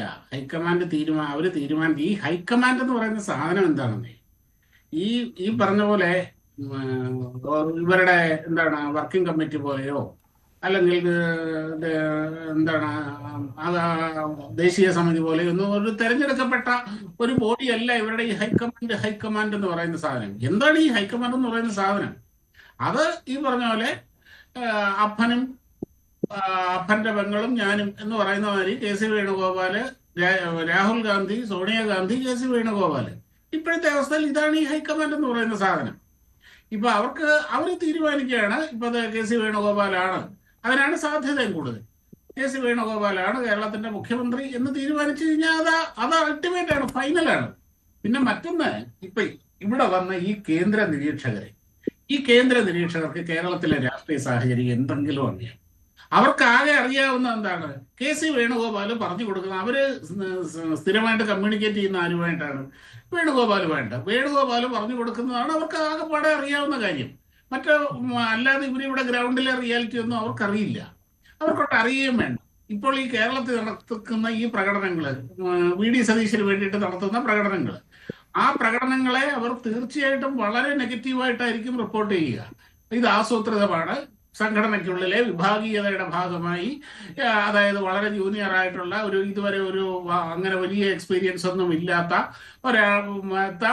ഒരു വ്യക്തി, അതായത് വി ഡി സതീശൻ ആസൂത്രിതമായിട്ട് ചെയ്യുന്ന ഒരു കാര്യമായിട്ടായിരിക്കും ആണ് ഇവർ റിപ്പോർട്ട് ചെയ്യുന്നത്. കാര്യം ഇത് മറ്റു പല സംസ്ഥാനങ്ങളിലും ഇതൊക്കെ നടക്കുന്ന കാര്യമാണത്. അവരതിനെ അങ്ങനെ കാണുകയുമുള്ളൂ. അതും കൂടാതെ ഇപ്പൊ കഴിഞ്ഞ ദിവസം VD സതീശനോട് BJP 3 സീറ്റിൽ ജയിച്ചു വന്നിരിക്കുന്നല്ലോ എന്ന് പറഞ്ഞപ്പോൾ അതിനെന്താ, അവർ കേരളത്തിൽ വർക്ക് ചെയ്യുന്നു, കേരളത്തിലെ ഒരു പാർട്ടിയല്ലേ. എന്താണ് അവർ പറഞ്ഞത്? അല്ലാതെ അത് ആശങ്കപ്പെടുത്തേണ്ട കാര്യമാണ്. അങ്ങനെ ഈ BJPക്കെതിരെ ശക്തമായൊരു വിമർശനമോ കാര്യങ്ങളോ അങ്ങനത്തെ കാര്യങ്ങളൊന്നും ഉന്നയിച്ചില്ല. ഇതെല്ലാം VD സതീശനെതിരെയുള്ള KC വേണുഗോപാലിന്റെ ആയുധങ്ങളാണ്. ഈ രീതിയിലാണ് കാര്യം. എന്താ, അദ്ദേഹം BJPയെ നന്നാക്കി പറഞ്ഞിരിക്കുന്നു, അവർക്ക് ഒരു എൻഡോഴ്സ്മെന്റ് കൊടുത്തിരിക്കുന്നു. ഈ രീതിയിലൊക്കെയാണ് ഈ പറഞ്ഞ പോലെ ഡൽഹിയിൽ അത് ചിത്രീകരിക്കപ്പെടുക. അപ്പൊ ഇതെല്ലാം കൂടെ വെച്ച് നോക്കുമ്പോൾ കാര്യങ്ങള് ഈ VD സതീശനെതിരെയാവാനാണ് സാധ്യത മുഴുവനും കാണുന്നത്. അതായത് താങ്കൾ കരുതുന്നത് KC അല്ലെങ്കിൽ രമേശ് ചെന്നിത്തല മുഖ്യമന്ത്രിയാകും അല്ലേ? എനിക്ക് തോന്നുന്നത് മിക്കവാറും KC തന്നെ ആവാനാണ് സാധ്യത. KC തന്നെ ആകുകയും ചെയ്യും. അങ്ങനെ ഒരു കാര്യമുണ്ട്. ഈ അടുത്ത കാലം നിങ്ങളൊന്ന് ആലോചിച്ച് നോക്കൂ. മധ്യപ്രദേശിൽ ഇവിടെ പറഞ്ഞല്ലോ, ശ്രീ GV ഹരി പറഞ്ഞല്ലോ, മധ്യപ്രദേശില്, രാജസ്ഥാനില്, ഇവിടെയൊക്കെ ഈ അടുത്ത കാലത്ത് എന്തെങ്കിലും കോൺഗ്രസ് കൃത്യസമയത്ത് കൃത്യമായ ഒരു രാഷ്ട്രീയ തീരുമാനം എടുത്തിട്ടുണ്ടോ? എന്തെങ്കിലും ഒരു കാര്യത്തില് ആകെപ്പാടെ പറയാൻ പറ്റുന്നത് ഈ കഴിഞ്ഞ തെരഞ്ഞെടുപ്പ്, കേരളത്തിലെ അസംബ്ലി തെരഞ്ഞെടുപ്പില് ഇവിടെ MP മാരാരും മത്സരിക്കണ്ട എന്ന കൃത്യമായ ഒരു തീരുമാനം എടുത്തു. അത് ജീവഭയം കൊണ്ടും കൂടിയാണ്. കാര്യം ഈ MP മാരെല്ലാരും കൂടെ ഇവിടുന്ന് ഇപ്പോഴത്തെ ഒരു സാഹചര്യത്തിലാണെങ്കിൽ ഇപ്പൊ ഇവിടുന്ന് 5-6 MP മാർ മത്സരിച്ചിരുന്നെങ്കിൽ അവരെല്ലാം ജയിക്കുകയും ചെയ്യുമായിരുന്നു. അപ്പോൾ അവിടെ ഇത്രയും ഉപതെരഞ്ഞെടുപ്പ് നടക്കേണ്ടി വരും. ഉപതെരഞ്ഞെടുപ്പ് നടക്കി കഴിഞ്ഞാൽ അതൊരു റിസ്ക് ആണ്. അതൊക്കെ കൺസിഡർ ചെയ്തിട്ടാണ്. അത് മാത്രമല്ല, അല്ലാതെ ഇവരെടുത്ത മുഴുവൻ തീരുമാനങ്ങളും ശരിയായ തീരുമാനങ്ങളല്ല. കാര്യം പൊളിറ്റിക്കൽ റിയാലിറ്റി, ഗ്രൗണ്ട് റിയാലിറ്റി നേരിട്ടറിയാവുന്ന രാഹുൽ ഗാന്ധിക്ക് അതറിയില്ല. രാഹുൽ ഗാന്ധിയുടെ ചുറ്റും നിൽക്കുന്നവർക്കും അതറിയില്ല. ഈ KC വേണുഗോപാലിനെ പോലെയുള്ളവർ പറഞ്ഞ് ചെവിയിലിരുന്ന് ഓതിക്കൊടുക്കുന്നതല്ലാതെ മറ്റൊന്നും അറിയില്ല. അപ്പൊ VD സതീശനെ പോലെ, അല്ലെങ്കിൽ ഇവിടെ കോൺഗ്രസിന്റെ അകത്ത് ജനകീയരായ നേതാക്കന്മാരുണ്ട്. അതുപോലെ എന്നാൽ KC വേണുഗോപാൽ ഒരു ജനകീയ നേതാവാണ് എന്ന് പറയാൻ പറ്റില്ല. ശരി, കഴിഞ്ഞ മണിക്കൂറുകളിൽ കേരളത്തിൽ സംഭവിച്ചുകൊണ്ടിരിക്കുന്ന കാര്യമാണ്. VD സതീശനെ അനുകൂലിച്ചുകൊണ്ട് പ്രകടനങ്ങൾ നടക്കുന്നു സംസ്ഥാനത്തിന്റെ പല ഭാഗങ്ങളിൽ. ഞാൻ അതൊന്ന് പറയാം. പേരാമ്പ്രയിൽ പ്രകടനം നടന്നു. വടകരയിൽ VD സതീശനെ അനുകൂലിച്ചുകൊണ്ട് പ്രകടനം നടന്നു. തൊടുപുഴയിൽ ഗോ ബാക്ക് KC വേണുഗോപാൽ എന്ന ഫ്ലക്സ് കാണുന്നു. തൊടുപുഴ രാജീവ് ഭവന് മുന്നിലാണ് KC വേണുഗോപാലിനെതിരെ ഫ്ലക്സ് വെച്ചിരിക്കുന്നത്. പട നയിച്ചവൻ നാട് നയിച്ചാൽ മതി എന്നാണ് ഫ്ലക്സിൽ പറയുന്നത്. അത് VD സതീശന് അനുകൂലമായിട്ടുള്ള വാചകമാണ്. അതിന് സമീപം VD സതീശനെ അനുകൂലിച്ച് ഫ്ലക്സ് വെച്ചിരിക്കുന്നു. അതിന് സമീപം KCക്കെതിരെയും ഫ്ലക്സ് വെച്ചിരിക്കുകയാണ്. പിന്നെ ഉള്ളത് ചില ഫേസ്ബുക്ക് പോസ്റ്റുകൾ വരുന്നു. അതും കൂടുതലും KC വേണുഗോപാലിനെതിരായിട്ടാണ്. സെക്രട്ടേറിയറ്റ് സമര കവാടത്തിൽ സുധാകരൻ അനുഭാവികൾ അനുകൂലമായിട്ട് ഫ്ലെക്സ് വെച്ചിട്ടുണ്ട്. എവിടെയാണ്? ബോംബെയിലൊക്കെ KCക്ക് അനുകൂലമായി ഫ്ലെക്സ് വെച്ചിട്ടുണ്ട്. അങ്ങനെയുണ്ട് അല്ലെ? സെക്രട്ടേറിയറ്റിലെ സമര കവാടത്തിന് മുന്നിൽ സുധാകരൻ അനുഭാവികൾ സ്ഥാപിച്ച KC വേണുഗോപാലിന്റെ കൂറ്റൻ ഫ്ലെക്സ് വലിച്ചു കീറിയ നിലയിലാണ് കാണപ്പെട്ടത്. തൊടുപുഴയിൽ സതീശന് അനുകൂല പ്രകടനം നടത്തി. DCC അവിടെ നടപടിയെടുത്തു. അതിനെതിരെ MP ഡീൻ കുര്യാക്കോസ് രംഗത്തെത്തി. അദ്ദേഹം പറയുന്നത് പ്രവർത്തകരുടെ വൈകാരികത മനസ്സിലാക്കണം എന്നാണ്. എരുതിയിൽ എണ്ണയൊഴിച്ച നേതാക്കൾക്കെതിരെ നടപടിയില്ല. പ്രവർത്തകർ വീട് കയറി വോട്ട് ചോദിച്ചതുകൊണ്ടാണ് ജയിച്ചത്. എരുതിയിൽ എണ്ണയൊഴിച്ച നേതാക്കളുടെ കൂടെ ഞാൻ ഇല്ല എന്നാണ് ഡീൻ കുര്യാക്കോസ് പറയുന്നത്. ഇങ്ങനെ വന്ന് ഹൈക്കമാൻഡുമായുള്ള കൂടിക്കാഴ്ചയ്ക്കായി കോൺഗ്രസ് നേതാക്കൾ പുറപ്പെടും. ഒരേ വിമാനത്തിലാണ് രമേശ് ചെന്നിത്തലയും VD സതീശനും സണ്ണി ജോസഫും പോകുന്നത്. തൃക്കരിപ്പൂരിൽ VD സതീശനെ അനുകൂലിച്ചുകൊണ്ടുള്ള പ്രകടനം അല്പസമയം മുമ്പ് നടന്നു. അങ്ങനെ സംസ്ഥാനത്തിന്റെ പല ഭാഗങ്ങളിലും ഈ മുഖ്യമന്ത്രി ആരാണ് എന്നുള്ള ചോദ്യം ഉയരവേ പ്രകടനവും നടക്കുകയാണ്. അങ്ങനെ മുഖ്യമന്ത്രി തർക്കം തെരുവിലേക്ക് നീങ്ങുന്ന കാഴ്ചയാണ് ഇപ്പോൾ കാണുന്നത്. തമിഴ്നാട്ടിലേക്ക് പോവുകയാണ്. വിജയ് അവിടെ ഭൂരിപക്ഷം ഉറപ്പിക്കുകയാണ്.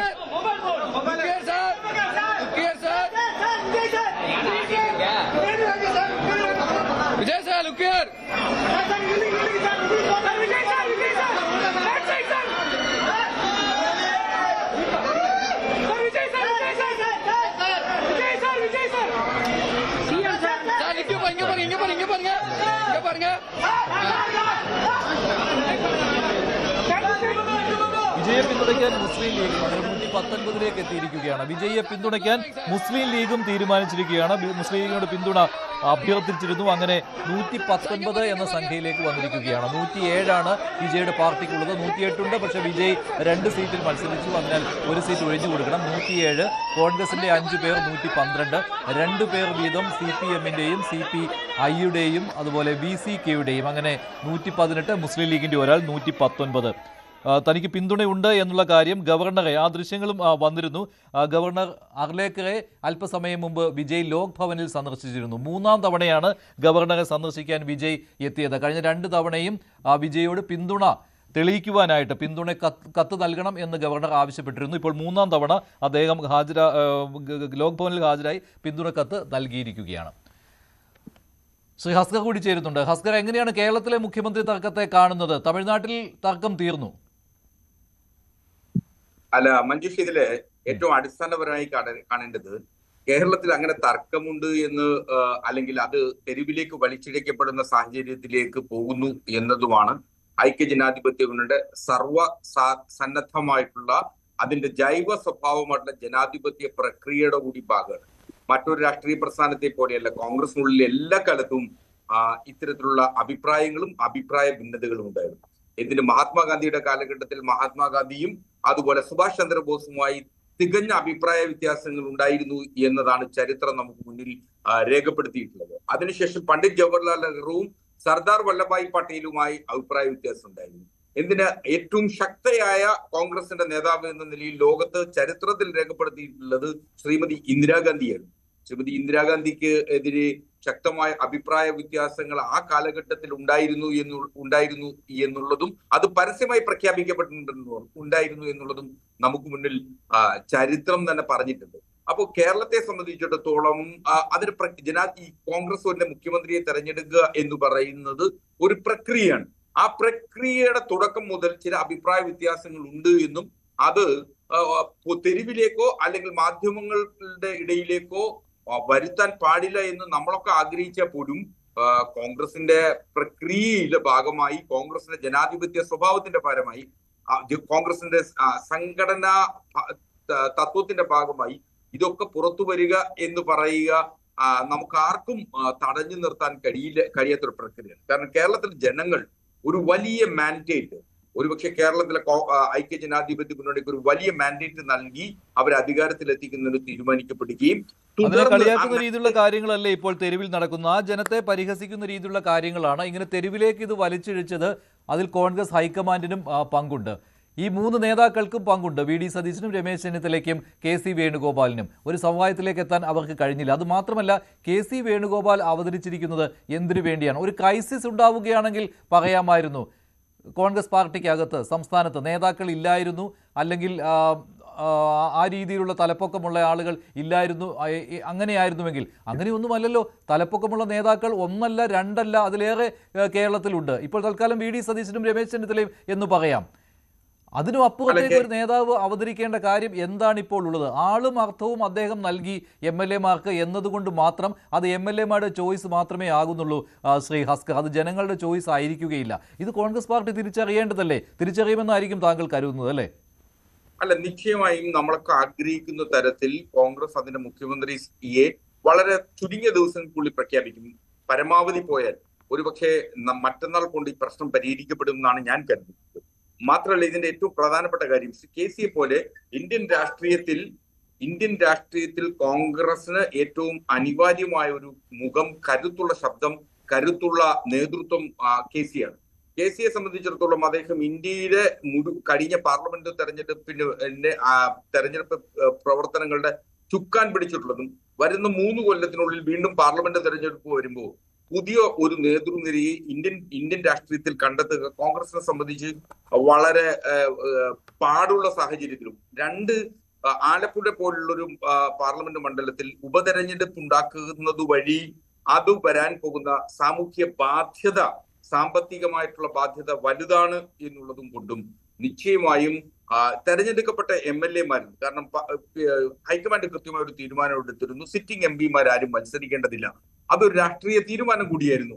അപ്പോ ഒരു MP-യെ വീണ്ടും കൊണ്ടുവരേണ്ട ഒരു സാഹചര്യം ഉണ്ടോ എന്നുള്ളതാണ്. പിന്നീട് വരുന്നത് ശ്രീ രമേശ് ചെന്നിത്തല മുഖ്യമന്ത്രിയാവുക എന്നുള്ളൊരു ചോദ്യം. ശ്രീ രമേശ് ചെന്നിത്തലയെ പോലെ ഏറ്റവും സീനിയർ മോസ്റ്റ് ആയിട്ടുള്ള ഒരു നേതാവ് മുഖ്യമന്ത്രിയാവുക എന്ന് ആഗ്രഹിക്കുന്നത് കോൺഗ്രസ് പ്രവർത്തകരെ സംബന്ധിച്ചിടത്തോളം അത് തെറ്റാണെന്നല്ല.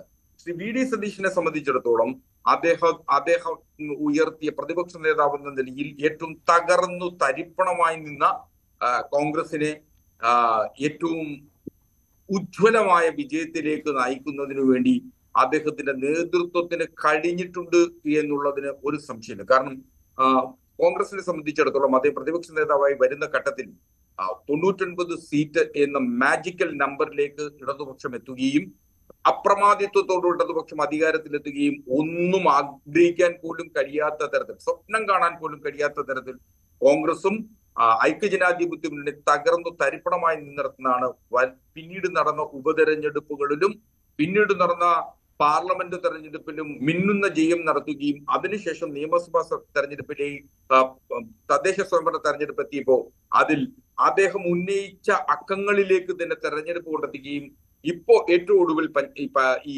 നിയമസഭാ തെരഞ്ഞെടുപ്പിൽ അദ്ദേഹം പറഞ്ഞ നമ്പർ 100 കടക്കും എന്ന ആത്മവിശ്വാസത്തോടു കൂടി പറയുകയും ആ ആത്മവിശ്വാസം അദ്ദേഹം പ്രാവർത്തികമാക്കുകയും ചെയ്ത് കാണിച്ചു കൊടുക്കുകയും കേരളത്തിലെ ജനങ്ങൾ അദ്ദേഹം പറഞ്ഞ വാക്കുകളെ വിശ്വസിക്കുകയും ചെയ്തിട്ടുണ്ട് എന്നുള്ളതാണ്. അപ്പൊ അത് കോൺഗ്രസ് നേതൃത്വം ഈ 3 നേതാക്കന്മാരെയും ആര് വേണം എന്നുള്ളത് സംബന്ധിച്ച് വളരെ കൃത്യമായി കോൺഗ്രസ് അതിന്റെ മാറ്റുരച്ചു നോക്കി തന്നെയായിരിക്കും തീരുമാനമെടുക്കുക.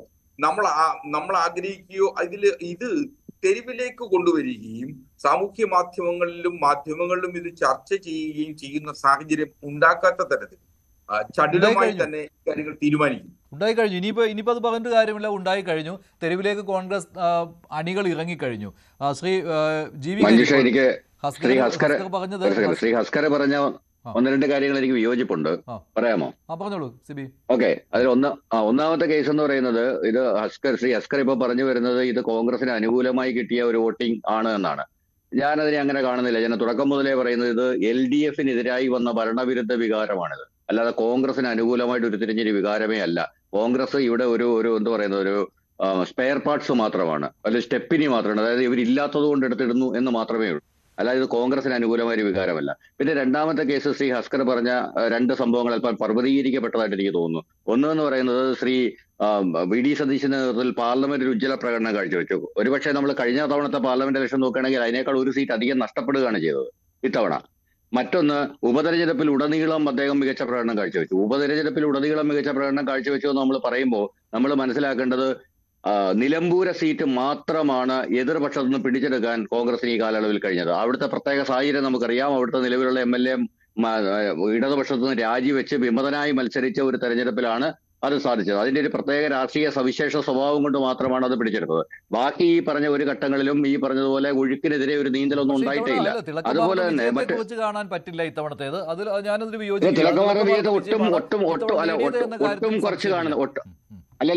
ഒട്ടും കുറച്ച് കാണുന്നില്ല. അതിനകത്ത് പ്രതിപക്ഷ നേതാവ് എന്ന നിലയിൽ ശ്രീ VD സതീശന്റെ ഒരു പങ്ക് എനിക്ക് തോന്നുന്നു കുറച്ചുകൂടെ ക്രിട്ടിക്കലായിട്ട് നമ്മൾ പരിശോധിക്കണം. ഒരുപക്ഷെ ഈ പറഞ്ഞ ശ്രീ സതീശനെ കുറിച്ചിട്ട് നിലപാടുകളുടെ രാജകുമാരൻ, മുന്നിൽ നിന്ന് നയിച്ചവൻ തുടങ്ങിയ ഒരുപാട് പ്രയോഗങ്ങൾ വരുന്നുണ്ട്. ഇത് അവരുടെ തന്നെ PR ടീം രൂപപ്പെടുത്തിയെടുത്ത നല്ല മനോഹരമായ ക്യാപ്ഷൻസ് ആണ്. പക്ഷെ ഞാൻ ചോദിക്കുന്നത്, ഒരുപക്ഷെ നമ്മൾ KC വേണുഗോപാലിനെ ചിത്രത്തിൽ നിന്ന് മാറ്റിവെച്ചാൽ ശ്രീ രമേശ് ചെന്നിത്തലയും ശ്രീ VD സതീശനെയും നമ്മൾ അടുത്ത് വെച്ച് നോക്കിയാൽ ഏറ്റവും കൂടുതൽ ഓവർ റേറ്റഡായി വന്ന ഒരു പ്രതിപക്ഷ നേതാവ്, ഏറ്റവും കൂടുതൽ അണ്ടർ റേറ്റഡ് ആയിട്ടുള്ള ഒരു പ്രതിപക്ഷ നേതാവും നമ്മളൊരു മത്സരമായിട്ട് വേണം ഇതിനെ കാണാൻ. കാരണം ഞാൻ കാണുന്നത് ഒരുപക്ഷെ എന്റെ ഓർമ്മയിൽ കഴിഞ്ഞൊരു 35 വർഷത്തിനിടയിൽ ഏറ്റവും മികച്ച പ്രതിപക്ഷ നേതാവ് ആരെന്ന് ജനം ചോദിച്ചാൽ ജനത്തോട് ചോദിച്ചാൽ അവർ പറയുന്നത് ചിലപ്പോൾ VS അച്യുതാനന്ദന്റെ പേരായിരിക്കും. പക്ഷെ എനിക്ക് തോന്നുന്നു അതിനേക്കാൾ മികച്ച പ്രതിപക്ഷ നേതാവായിട്ട് എന്നാൽ അംഗീകരിക്കപ്പെടാതെ പോയൊരു മനുഷ്യനാണ് രമേശ് ചെന്നിത്തല.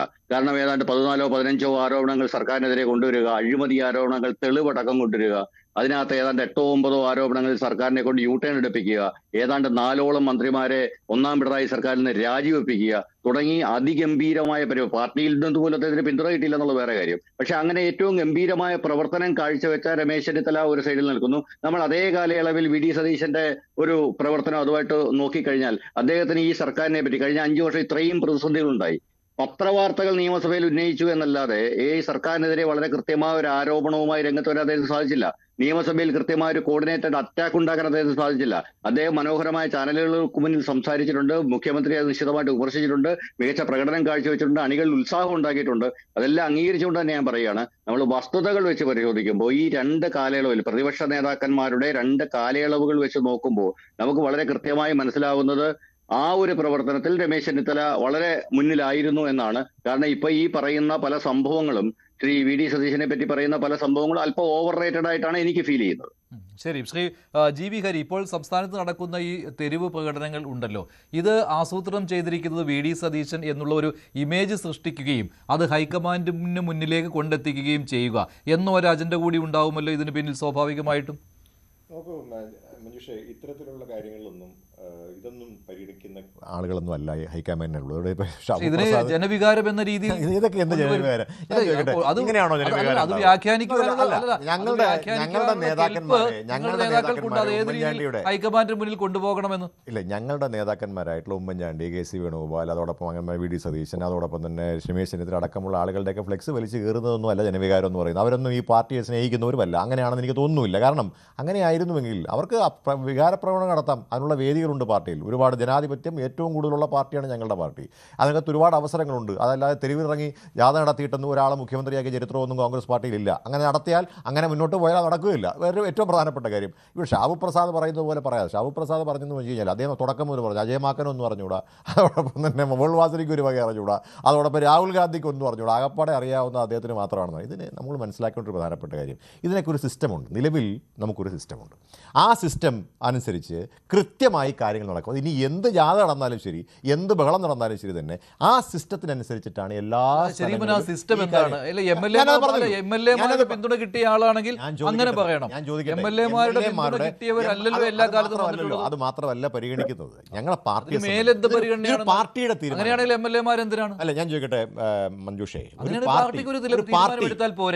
ഒരു മിനിറ്റ് കേൾക്കൂ. നമ്മൾ 92 MLA സ്ഥാനാർത്ഥികളെ പ്രഖ്യാപിച്ചു. ആരൊക്കെ ചേർന്നിട്ടാണ് തീരുമാനിച്ചത്? ഞാൻ ചോദിക്കട്ടെ, ഇത് കെ സി വേണുഗോപാൽ മാത്രം ആലോചിച്ച് തീരുമാനിച്ചാണോ? അല്ല, നമ്മുടെ എല്ലാ പ്രധാനപ്പെട്ട നേതാക്കന്മാരും അതിനകത്ത് പങ്കാളികളാണ്. ആണോ? അത് പാർട്ടിയാണ് തിരഞ്ഞെടുപ്പിൽ മത്സരിക്കുന്നത്. ആ പാർട്ടി നിശ്ചയിച്ച സ്ഥാനാർത്ഥികളാണ് ഐക്യകണ്ഠേന. അന്നും നിങ്ങൾ ഒരുപാട് കാര്യങ്ങൾ പറഞ്ഞു. അന്നും ഇതുപോലെ ചർച്ചകൾ സംഘടിപ്പിച്ചു. അവിടെ ബഹളം നടക്കുന്നു, ഇവിടെ ബഹളം നടക്കും, ബഹളമൊക്കെ നടക്കും. അത് എല്ലാ കാലത്തും കോൺഗ്രസ് നടന്നിട്ടുണ്ട്. അത് ഒരിക്കൽ പ്രഖ്യാപനം വന്നു കഴിഞ്ഞാൽ ഈ ബഹളമൊക്കെ കെട്ടടങ്ങിക്കോളും. അതിനകത്ത് ഞങ്ങൾക്ക് ആർക്കും ഒരു സംശയമൊന്നുമില്ല. അപ്പോൾ അതിനകത്ത് നിന്നുകൊണ്ട്, അപ്പോൾ ഇന്നിപ്പോൾ KPCCയുടെ സർക്കുലർ വന്നിട്ടുണ്ട്, വാർഡ് പ്രസിഡന്റുമാരടക്കമുള്ളവർക്ക് വന്നിട്ടുണ്ട്. ആരെങ്കിലും ഇത്തരത്തിലുള്ള കാര്യങ്ങൾ ഇടപെട്ടാൽ, ഞാൻ പറയട്ടെ, ഞങ്ങൾ ഈ ഞങ്ങളുടെ നേതാക്കന്മാരെല്ലാം പ്രധാനപ്പെട്ട നേതാക്കന്മാരാണ്. അവരെല്ലാം ഞാൻ പറയും, ഈ സർക്കാർ ഞങ്ങൾ പറഞ്ഞതുപോലെ തിളക്കമാർന്ന വിജയം നേടിയിട്ടാണ് ഞങ്ങൾ ഇതിലേക്ക് വന്നിരിക്കുന്നത്. ഇപ്പോൾ സിബി പറഞ്ഞതുപോലെ ഇത് LDFനെതിരായിട്ട് മാത്രമൊന്നുമല്ല, അത് വളരെ കൃത്യമായി കഴിഞ്ഞ 10 വർഷക്കാലം ഓരോ നേതാവും, അത് രമേശ് ചെന്നിത്തല ആയിക്കോട്ടെ, വി ഡി സതീശനായിക്കോട്ടെ, കെ സി വേണുഗോപാൽ ആയിക്കോട്ടെ, സണ്ണി ജോസഫ് വക്കീലായിക്കോട്ടെ, അങ്ങനെ എല്ലാവരുടെയും പ്രയത്നം, ഏറ്റവും താഴെത്തട്ടിലുള്ള സാധാരണക്കാരായിട്ടുള്ള പ്രവർത്തകന്മാരുടെ വിയർപ്പടക്കം ഈ കഴിഞ്ഞ 10 വർഷക്കാലത്തെ പ്രവർത്തനത്തിലാണ് ഈ 102 സീറ്റ് ഞങ്ങൾക്ക് കിട്ടിയിട്ടുള്ളത്. ആ സീറ്റ് വരുമ്പോൾ ഈ നേതാക്കന്മാരെല്ലാം ഈ ഗവൺമെൻറ്റിൽ ഉണ്ടാകണമെന്ന് ആഗ്രഹിക്കുന്നു. തിരുവഞ്ചൂർ രാധാകൃഷ്ണൻ, ഏറ്റവും ചെറുപ്പക്കാരായിട്ടുള്ള വിഷ്ണുനാഥ്, ലിജു, അതോടൊപ്പം ബിന്ദു കൃഷ്ണ, ഷാനിമോള്, അങ്ങനെ തുടങ്ങുന്ന 100 കണക്കിന് നേതാക്കന്മാരുടെ ഒരു അവരൊക്കെ ഈ സർക്കാരിൻ്റെ ഭാഗമാകണം. സതീശ് ചേട്ടൻ ഉണ്ടാവണം, അതോടൊപ്പം തന്നെ ശ്രീ രമേശ് ചെന്നിത്തല ഉണ്ടാവണം, അതോടൊപ്പം നമ്മൾ എല്ലാവരും ആഗ്രഹിക്കുന്ന, ഞാനടക്കമുള്ള ആളുകൾ ആഗ്രഹിക്കുന്ന കെ സി വേണുഗോപാൽ ഉണ്ടാവണം. ഇവരെല്ലാം വരണം എന്നാണ് ഞങ്ങൾ ആഗ്രഹിക്കുന്നത്. അത് പക്ഷേ തീരുമാനിക്കുന്നതിന് ഒരു സംവിധാനമുണ്ട്. ആ സംവിധാനത്തിൻ്റെ 1ാം ഘട്ടം കഴിഞ്ഞിരിക്കുന്നു. 2ാം ഘട്ടത്തിൻ്റെ തുടക്കം, അതിനാണ് നേതാക്കന്മാരെ ഡൽഹിയിലേക്ക് വിളിപ്പിച്ചിരിക്കുന്നത്. നിങ്ങൾ പറഞ്ഞല്ലോ, ഒരേ ഫ്ലൈറ്റിലാണ് അവർ പോകുന്നത്. ഇവിടെ ആളുകൾ അങ്ങോട്ടും ഇങ്ങോട്ടും പരസ്പരം ചെറിയ ആളുകൾ, എനിക്ക് സംശയമുണ്ട് കേട്ടോ, ഇതിനകത്ത് BJPക്കാരടക്കം കടന്നു വന്നിട്ടുണ്ടെന്നാണ് ഞാൻ മനസ്സിലായത്. ഈ തെരുവിൽ നടക്കുന്ന ഈ കോപ്രായങ്ങൾക്കെല്ലാം ഇതിനകത്ത് ഈ പാർട്ടിയോട് അല്പമെങ്കിലും സ്നേഹമുള്ള ഒരുത്തിൽ പോലും അതിനകത്ത് ഉണ്ടാവുമെന്ന് എനിക്ക് തോന്നുന്നില്ല. ഇപ്പൊ തിരുവനന്തപുരത്ത് എനിക്കറിയില്ലെന്നേ, എനിക്കറിയാവുന്ന ആളുകളൊക്കെ അതിനകത്ത് വളരെ കുറവായിട്ടാണ് ഞാൻ കണ്ടിട്ടുള്ളത്. വളരെ കുറച്ച് ആളുകൾ മാത്രമേ അതിനകത്തുള്ളൂ. കോൺഗ്രസിന് വോട്ട് ചെയ്ത ആളുകളാണ്. അല്ല, വോട്ട് ചെയ്ത ആളുകളാണ്. അല്ല, വോട്ട് ചെയ്ത ആളുകൾ അവർ ആഗ്രഹിക്കുന്ന പോലെ കാര്യങ്ങൾ അങ്ങനെ ചെയ്യാൻ പറ്റും. ഞാൻ ചോദിക്കട്ടെ, അങ്ങനെ ചെയ്യാൻ പറ്റും. ഞാൻ ചോദിക്കട്ടെ, ഇപ്പോ ഞാൻ തെരഞ്ഞെടുക്കപ്പെട്ട ഒറ്റ ക്വസ്റ്റ്യൻ ഞാൻ ചോദിക്കട്ടെ. ഇവിടെ MP-മാരെ തിരഞ്ഞെടുത്തു. BJPയുടെ നേതാക്കന്മാർ MP-മാർ ചേർന്നിട്ട് നരേന്ദ്രമോദിയെ തിരഞ്ഞെടുത്തു. അതിനകത്ത് ഇവിടെ താഴെ നിന്നുകൊണ്ട് ഇവിടുത്തെ പ്രകടനം നടത്തി കഴിഞ്ഞാൽ അതൊരു മാറ്റം ഉണ്ടാവും. അങ്ങനെയൊക്കെ മാറ്റാൻ പറ്റും ഒരു പാർട്ടിയുടെ തീരുമാനത്തിൽ? അങ്ങനെയൊന്നും മാറ്റാൻ കഴിയില്ല. അതിനകത്ത് അതാണ് ഞാൻ പറഞ്ഞത്, അതിന് വ്യവസ്ഥാപിതമായിട്ടൊരു സംവിധാനമുണ്ട്. അത് വളരെ കൃത്യമായി പാർട്ടി എന്ത് എന്താണെന്ന് ആ സംവിധാനമാണ് ഞാൻ പറഞ്ഞുകൊണ്ടിരിക്കുന്നത്. ആദ്യം ഇതിനകത്ത് ജയിച്ചു വന്നിട്ടുള്ള ആളുകളുടെ CLP ലീഡർ MLA-മാരുടെ മീറ്റിംഗ് അത് അല്ലാതെ വന്നിട്ടുണ്ടല്ലോ. എത്ര we will discuss for discussion after the observers report submitted. So let us see. How do you see this poster board, sir? How do you see this poster board as you are a very senior journalist? Sir, as you are a very senior AICC General Secretary Deepadas Munshi ഡൽഹിയിലേക്ക് എത്തണമെന്ന് ആവശ്യപ്പെട്ടു. അതിനനുസരിച്ചിട്ടാണ് ഞാൻ ഡൽഹിയിലേക്ക് പോകുന്നത്. Observers report സമർപ്പിക്കുകയുണ്ടായി. അപ്പോൾ അതിനുശേഷമുള്ള ചർച്ചകൾക്കായിരിക്കും അവർ വിളിച്ചിട്ടുള്ളതെന്നാണ് എനിക്ക് മനസ്സിലാക്കാൻ കഴിഞ്ഞിട്ടുള്ളത്. ഏതായാലും ആ ചർച്ചകൾക്ക് ശേഷം കോൺഗ്രസ് ഹൈക്കമാൻഡ്, കോൺഗ്രസ് പ്രസിഡന്റും ശ്രീ രാഹുൽ ഗാന്ധിയും കൂടി കേരളത്തിലെ കോൺഗ്രസ് പാർലമെന്ററി പാർട്ടി ലീഡറെ പ്രഖ്യാപിക്കും എന്നാണ് ഞാൻ കരുതുന്നത്. Sir, how do you see this flex war, sir, in this city, sir? Okay. ശരി, AICC വിളിച്ചത് കൊണ്ട് അദ്ദേഹം പോവുകയാണ്, ഡൽഹിയിലേക്ക് പോവുകയാണ്. അദ്ദേഹം മാത്രമല്ല വി.ഡി. സതീശനും പോകുന്നുണ്ട്, സണ്ണി ജോസഫും പോകുന്നുണ്ട്. അല്ല, ഇപ്പൊ മഞ്ജുഷ വ്യക്തമായി കാണുമല്ലോ. മഞ്ജുഷ അവിടെ കൃത്യമായി അദ്ദേഹം പറഞ്ഞു. അത് എല്ലാ നേതാക്കളും അല്ലല്ല, അങ്ങനെയല്ല. അങ്ങനെ നിങ്ങൾ പറയാം, നിങ്ങളുടെ സൗകര്യം അനുസരിച്ച് ആളുകൾ പറയണമെന്ന് പറഞ്ഞാൽ അതാണ്. നോക്കൂ, നിങ്ങൾ രമേശ് ചെന്നിത്തലയോട് ചോദിച്ചു നോക്കൂ, നിങ്ങൾ വി.ഡി. സതീശനോട് ചോദിച്ചു നോക്കൂ, നിങ്ങൾ KC വേണുനോട്, അവരെല്ലാം പറയുന്ന ഒറ്റ കാര്യമാണ്, ഇതിനകത്ത് ഹൈക്കമാൻഡ് ചർച്ചയ്ക്ക് വിളിച്ചിട്ടുണ്ട്. രണ്ടാം ഘട്ടം, അതാണ് ഞാൻ പറഞ്ഞത്. ഒന്നാം ഘട്ടത്തിന്റെ അവസ്ഥ ഞാൻ പറഞ്ഞു. ഇനി മഞ്ജുഷിന് കൂടുതൽ വ്യക്തതയാണ്. രണ്ടാം ഘട്ടത്തിൽ ഈ നേതാക്കന്മാർ ഇരുന്ന് സംസാരിച്ചു. അവർ സംസാരിച്ച് ഒരു സമവായത്തിലെത്തിക്കൊണ്ട് ഞങ്ങളൊരു പ്രഖ്യാപനം നടത്തും. അതിനകത്ത് എന്താ പ്രശ്നമുള്ളത്? അതിനകത്ത് തെരുവിൽ നടക്കുന്ന യുദ്ധത്തിനൊന്നും ഒരു കാര്യമില്ലത്. അതുകൊണ്ടൊരു പ്രയോജനം ഉണ്ടാവാൻ പോകുന്നില്ലെന്ന് മാത്രമല്ല, അതൊക്കെ ഇത്രയും നല്ല തിളക്കമാർന്ന വിജയത്തെ ഇല്ലാതാക്കാൻ ചില ആളുകൾ നടത്തുന്ന ശ്രമങ്ങളായിട്ടാണ് ഞങ്ങൾ വിലയിരുത്തുന്നത്. അതുകൊണ്ട് തന്നെ കോൺഗ്രസ്സുകാർക്ക് അല്ലല്ല, കോൺഗ്രസ് ഇതിനകത്ത് വന്നിരിക്കുന്നവരൊന്നും കോൺഗ്രസിനെ ആണെന്ന് എനിക്ക് തോന്നുന്നില്ല. ഞാൻ തുറന്ന് അങ്ങനെ പറയുള്ളൂ. അങ്ങനെയാണെങ്കിൽ കോൺഗ്രസിന്റെ പ്രാദേശിക നേതൃത്വത്തിന് കൃത്യമായിട്ട് അറിയണം, ഇത് ഞങ്ങളുടെ ആൾക്കാരല്ല. അങ്ങനെ ആരും പറഞ്ഞിട്ടില്ല. ഞാൻ പറയാൻ ആഗ്രഹിക്കുന്നത് പാർട്ടിയുടെ വക്താവ് അല്ല മഞ്ജുഷേ, പാർട്ടിയുടെ വക്താവ് നിലയിൽ ഞാൻ പറയാൻ ആഗ്രഹിക്കുന്നു, പാർട്ടിയെ സ്നേഹിക്കുന്നവരാണെങ്കിൽ ഈ പറയുന്ന പൊറാട്ട് നാടകവുമായി ഇത്തരത്തിൽ തെരുവിലിറങ്ങാനൊന്നും ആരും വരില്ല. അതൊക്കെ ആളുകളുടെ വികാര പ്രകടനമാണെന്ന് നിങ്ങൾ പറയുന്നുണ്ടെങ്കിൽ പോലും പാർട്ടിയെ സ്നേഹിക്കുന്നു. ഈ തിളക്കമാർന്ന വിജയത്തെ കെട്ടിടക്കാൻ BJP-യുമായിട്ട് CPM-യുമായിട്ട് ചെയ്യുന്ന കാര്യമായിട്ടാണ് ഞാൻ വിലയിരുത്തുന്നത്. വി.ഡി. സതീശൻ മൗനത്തിലാണ്. അദ്ദേഹം അതെ, അങ്ങനെയാണ് ഉണ്ടാകേണ്ടത്, അങ്ങനെയാണ് വേണ്ടത്.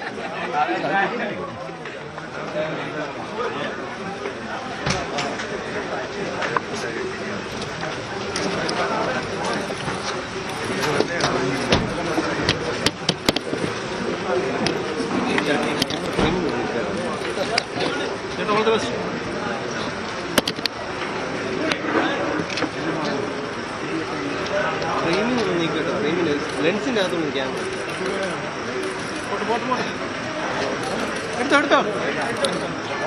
ഇനി ചർച്ചകളെല്ലാം ഡൽഹിയിൽ. ഇനി ആകാംക്ഷയുടെ ദിവസങ്ങളാണ് വരാൻ കിടക്കുന്നത്.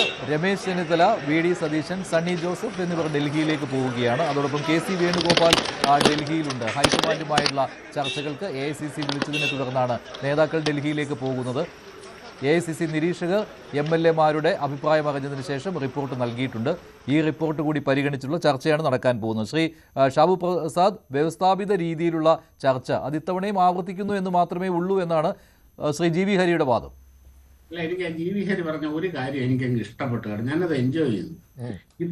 ഇത് മുഴുവൻ BJP-ക്കാരാണ്. അതെന്തായാലും അങ്ങ് തകർത്തു മിസ്റ്റർ ഹരി. അതെനിക്കങ്ങ് ഇഷ്ടപ്പെട്ടു. കാര്യം നിമിഷ നേരം കൊണ്ട്, ഈ 2 ദിവസം കൊണ്ട് ഇത്രയും പേരെ കോൺഗ്രസിനെതിരെ ഈ കേരളം മുഴുവനും BJP-ക്ക് ഇറക്കാൻ സാധിച്ചിരുന്നു എങ്കിൽ എന്ന് ഞാനും ആഗ്രഹിച്ചു പോകുന്ന ഒരു കാര്യമാണ്. ആളില്ലെന്നാണ് പറയുന്നത് ഷാബു പ്രസാദ്. അങ്ങ് പറയുന്നത് നിങ്ങൾ ആളില്ലെന്നാണ്. അല്ല, അതില്ലെന്നല്ല പറഞ്ഞ കാര്യം. കമ്പാരിറ്റീവ്ലി കോൺഗ്രസിനെക്കാട്ടിൽ ശക്തി കുറഞ്ഞ പാർട്ടിയാണ്. 50% വോട്ടുള്ള 3ാം സ്ഥാനത്ത് നിൽക്കുന്ന ഒരു പാർട്ടിയാണ് BJP. ഇവിടെ അതാണ് നമ്മുടെ മുമ്പിലുള്ള യാഥാർത്ഥ്യം. ഇപ്പം ഈ കോൺഗ്രസിനെതിരെ ഇത്ര വലിയ പ്രകടനങ്ങൾ കേരളം മുഴുവനും ഇതേപോലെ നടത്താൻ കഴിഞ്ഞിരുന്നെങ്കിൽ BJP-യുടെ മുഖ്യമന്ത്രി ഇന്ന് സത്യപ്രതിജ്ഞ ചെയ്തിട്ടുണ്ടാവും.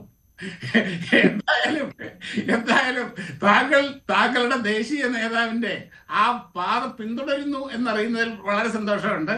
എന്ത് കോൺഗ്രസിനെതിരെ സംഭവിച്ചാലും അതെല്ലാം BJP-യാണ്. BJP ജയിച്ചു കഴിഞ്ഞാൽ വോട്ട് ചോരിയാണ്. ഇവിടെ കോൺഗ്രസ് ജയിച്ചു കഴിഞ്ഞാൽ ജനാധിപത്യമാണ്. എന്തായാലും ഗംഭീരം. ഈ പാർട്ടിക്ക് എങ്ങനെ ഈ ഗതികേടിൽ എത്തുന്നു എന്നുള്ളതിന്റെ ഏറ്റവും വലിയ ഉദാഹരണമാണ് ഇദ്ദേഹം ഈ പറയുന്നത്. ഇവിടെ ഞാൻ ഈ സിബി സത്യം പറഞ്ഞ ഒരു കാര്യം വാസ്തവമാണ്. അതായത് ഇവിടെ കോൺഗ്രസിന്റെയോ വി.ഡി. സതീശന്റെയോ ഇവരുടെ ഒന്നും മഹത്വം കണ്ടോണ്ടല്ല ജനങ്ങൾ ജയിപ്പിച്ചത്. അത്രമാത്രം സത്യത്തിൽ ഇവരുടെ വിജയത്തിന്റെ പ്രധാന കാരണക്കാരൻ പിണറായി വിജയനാണ്. ആ പിണറായി വിജയനോട് നന്ദി പറഞ്ഞ് നിങ്ങൾ ജയിക്കാത്തേ നിങ്ങൾ ജയിക്കാത്തതാണ് ചോദ്യം. അതുകൂടെ പറയും ശ്രീ ഷാബു പ്രസാദ്. അങ്ങനെയായിരുന്നെങ്കിൽ നിങ്ങൾ ജയിക്കണ്ടേ? പിണറായി വിജയനെയാണ് ഇവര് മുഖ്യമന്ത്രിയാക്കേണ്ടത്. അതിന്റെ മുഴുവൻ ക്രെഡിറ്റും ഇതിന്റെ ഈ വലിയ വിജയത്തിന്റെ മുഴുവൻ ക്രെഡിറ്റും പിണറായി വിജയൻ അവകാശപ്പെട്ടതാണ്. അല്ലാതെ ഇവരെ കൊണ്ടൊന്നും അല്ല.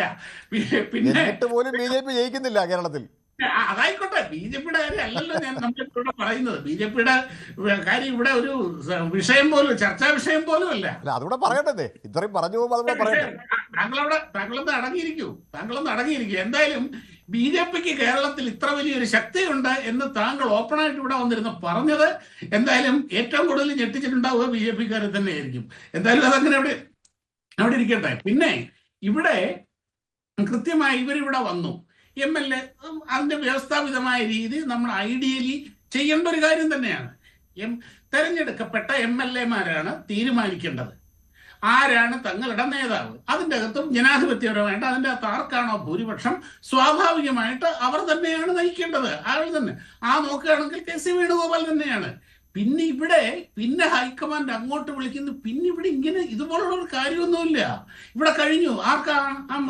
സഭയിൽ ആർക്കാണ് ഭൂരിപക്ഷം, തെരഞ്ഞെടുക്കപ്പെട്ടവരിൽ ആർക്കാണ് ഭൂരിപക്ഷം?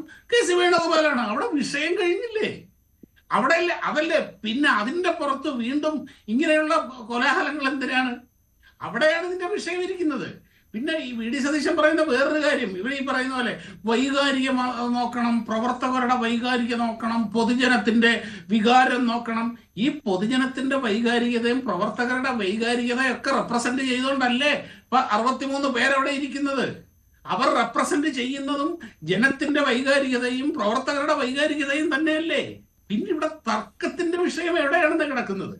ഇവരേതെങ്കിലും മുഖ്യമന്ത്രി സ്ഥാനാർത്ഥിയെ മുൻനിർത്തി ഇത് ജയിച്ചു വന്നാൽ ഇന്നയാളായിരിക്കും മുഖ്യമന്ത്രി എന്ന് പറഞ്ഞുകൊണ്ടല്ല UDF കോൺഗ്രസ് ഇതിന് പോയത്, ഇലക്ഷനെ നേരിട്ടത്.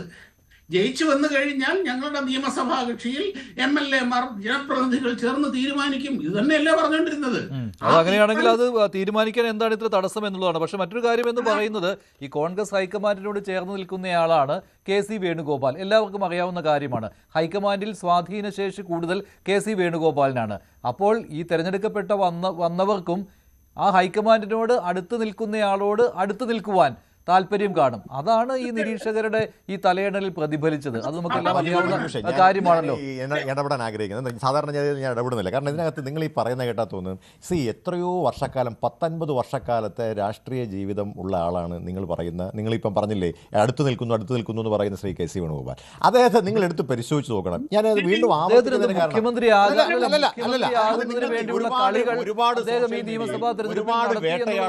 ഒരുപാട് വേട്ടയാടലുകൾ ഒരുപാട് ചാനലുകൾ അദ്ദേഹത്തെ ഒരുപാട് തരത്തിലുള്ള തെറി പറഞ്ഞിട്ടുണ്ട്, ഒരുപാട് അദ്ദേഹത്തെ മോശപ്പെടുത്താൻ ശ്രമിച്ചിട്ടുണ്ട്. അതിന്റെ അർത്ഥം അദ്ദേഹം ഇന്ന് ആ സ്ഥാനത്തിരിക്കുന്നുണ്ടെങ്കിൽ കഠിനാധ്വാനം ചെയ്തിട്ട് തന്നെയാണ് അദ്ദേഹം ആ സ്ഥാനത്തിരിക്കുന്നത്. എല്ലാ നേതാക്കന്മാരും അത്തരത്തിൽ കഠിനാധ്വാനത്തിലൂടെ കടന്നു വന്ന ആളാണ്. ഇന്ന് അദ്ദേഹം സംഘടനാ ചുമതലയുള്ള ജനറൽ സെക്രട്ടറി ആയിട്ട് അവിടെ ഇരിക്കുന്നുണ്ടെങ്കിൽ അദ്ദേഹത്തിന്റെ കോൺട്രിബ്യൂഷൻ എന്താണെന്ന് ഞങ്ങളെപ്പോലുള്ള പാർട്ടി പ്രവർത്തകർക്ക് അറിയാം. ഞങ്ങളെ സംബന്ധിച്ചിടത്തോളം ഞങ്ങളുടെ നേതാവ് എന്ന് പറയുന്ന ആളുകൾ, ഈ പറഞ്ഞ ആളുകളൊക്കെ ഞങ്ങളുടെ നേതാവാണ്. പക്ഷേ ഞാൻ വീണ്ടും ആവർത്തിക്കുന്ന ഒരു ചോദ്യം, എന്തിനാണ് താങ്കൾ ഈ 63 പേര് ഏറ്റവും കൂടുതൽ ആളുകൾ ഇദ്ദേഹത്തെ സപ്പോർട്ട് ചെയ്തു എന്ന് പറയുന്നത് വിഷമമുണ്ടാകും, മഞ്ജുഷയുടെ വിഷമമുണ്ടാകുന്നതിന്റെ കാര്യം എനിക്ക് അതാ മനസ്സിലാകാത്തത്.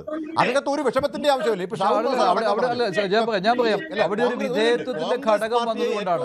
അവിടെ ഒരു വിധേയത്വത്തിന്റെ ഘടകം വന്നു എന്നുള്ളതാണ് അതിനുള്ള കാരണം. പറയുന്ന ആളാണ് ഷാബു പ്രസാദ്. അദ്ദേഹം പോലും പറഞ്ഞു, നോക്കൂ 63 പേര് അല്ല 40-50 പേര് പറഞ്ഞത് എന്താ കുഴപ്പമില്ല. അല്ല, അങ്ങനെയാണെങ്കിൽ ആ പറഞ്ഞയാളെ ഞാൻ പറഞ്ഞ രണ്ടാം ഘട്ടത്തിൽ രണ്ടാം ഘട്ടത്തിൽ പോണേ എന്തിനാണ്?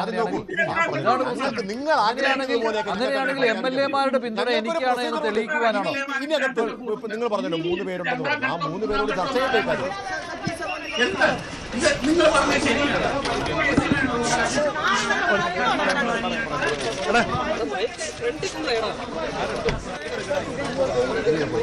വിമാനത്താവളത്തിൽ എത്തിയിരിക്കുകയാണ്. ഡൽഹിയിലേക്ക് പുറപ്പെടുന്നതിന് വേണ്ടി രമേശ് ചെന്നിത്തല.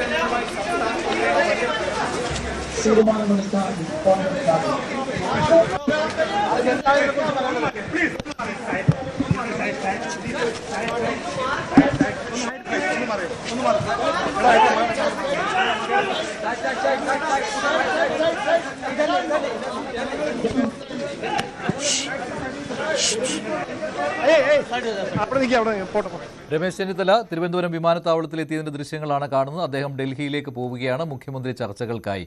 അഡ്വക്കേറ്റ് BN ഹസ്കർ ഇവിടെ KC വേണുഗോപാലിനെ അനുകൂലിച്ചുകൊണ്ട് GV ഹരി സംസാരിച്ചിരുന്നു. ഷാബുവും എന്തായാലും MLA-മാർ അദ്ദേഹത്തെയാണ് തിരഞ്ഞെടുത്തതെങ്കിൽ അദ്ദേഹം വരട്ടെ എന്ന് പറയുകയുണ്ടായി. ഇനി അതിന്മേൽ എന്തിനാണ് കൂടുതൽ ചർച്ചകൾ എന്ന്. പക്ഷേ താങ്കളുടെ വാക്കുകൾ ശ്രദ്ധിച്ചാൽ മനസ്സിലാകും, പട നയിച്ചവൻ നാട് നയിക്കട്ടെ എന്നാണ് താങ്കളുടെ നിലപാട്. അല്ല മഞ്ജുഷ്, ഇതില് കോൺഗ്രസിന്റെ ആഭ്യന്തര കാര്യമാണ്. ഞങ്ങളുടെ രാഷ്ട്രീയ പ്രസ്ഥാനത്തിനെ സംബന്ധിച്ചിടത്തോളം സമവായത്തിലൂടെ അല്ല ഇത് അത്യധികം വേഗത്തിൽ ഇത് തീർക്കണമെന്നുള്ള അഭിപ്രായം മാത്രമാണ് പറഞ്ഞത്. രണ്ട്, ഇതില് വ്യക്തി താല്പര്യങ്ങൾക്കല്ല. പലപ്പോഴും കോൺഗ്രസ് ഇനി നേരത്തെ ശ്രീ ഉമ്മൻചാണ്ടി മുഖ്യമന്ത്രിയാവുന്ന ഘട്ടത്തിലും ഇത്തരത്തിൽ ചർച്ചകൾ നടന്നതായി നമുക്കറിയാം. ശ്രീ K. കരുണാകരൻ മുഖ്യമന്ത്രിയാവുന്ന സമയത്തും ശ്രീ AK ആന്റണി മുഖ്യമന്ത്രിയാവുന്ന സമയത്തും സമാന സ്വഭാവത്തിലുള്ള മൾട്ടി ലെയർ ചർച്ചകൾക്കൊടുവിലാണ് ഇക്കാര്യം തീരുമാനിക്കാറുള്ളത്. ഇവിടെ MLA-മാരുടെ പിന്തുണയുടെ എണ്ണം കണ്ടിട്ടോ അതല്ലെങ്കിൽ മറ്റിതര സാഹചര്യങ്ങൾ നോക്കിയിട്ട് മാത്രമല്ല മുഖ്യമന്ത്രിയെ തീരുമാനിക്കാനുള്ള സാധ്യത.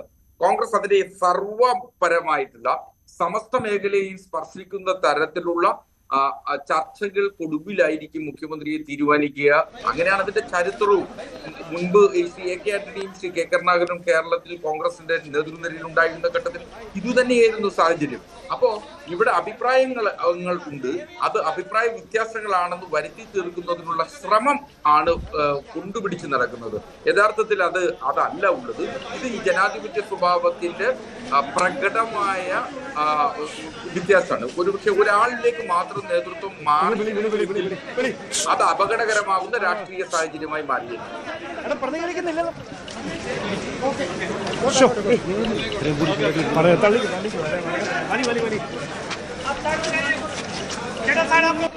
KPCC പ്രസിഡന്റ് സണ്ണി ജോസഫ് തിരുവനന്തപുരം വിമാനത്താവളത്തിൽ അദ്ദേഹം ഡൽഹിക്ക് പോവുകയാണ്. രമേശ് ചെന്നിത്തല, VD സതീശൻ, സണ്ണി ജോസഫ് ഈ 3 പേരും ഒരേ വിമാനത്തിലാണ് ഡൽഹിക്ക് പോകുന്നത്. നേരത്തെ ഹൈക്കമാൻഡ് നിരീക്ഷകരെ കണ്ടപ്പോൾ സണ്ണി ജോസഫിന്റെ പിന്തുണ KC വേണുഗോപാലിനായിരുന്നു. മുകുൾ വാസ്നിക്കിന്റെ കയ്യിലുണ്ടായിരുന്ന കടലാസിൽ സണ്ണി ജോസഫിന് നേരെ KC എന്നാണ് എഴുതിയിരുന്നത്. നന്ദി ചർച്ചയിൽ പങ്കെടുത്ത എല്ലാവർക്കും. ഇന്നത്തെ ചോദ്യം ഇതായിരുന്നു, ജനപിന്തുണയിൽ മുഖ്യമന്ത്രിയാകാൻ VD സതീശനോ സാധ്യത? അതേ എന്ന് 90% പ്രേക്ഷകർ, അല്ല എന്ന് 7%. മുഖ്യമന്ത്രിയാകാൻ ജനകീയ പിന്തുണ VD സതീശനോ? അതേ എന്ന് 90%, അല്ല എന്ന് 7%. വേണ്ടി അവസാനിക്കുന്നു. നന്ദി, നമസ്കാരം.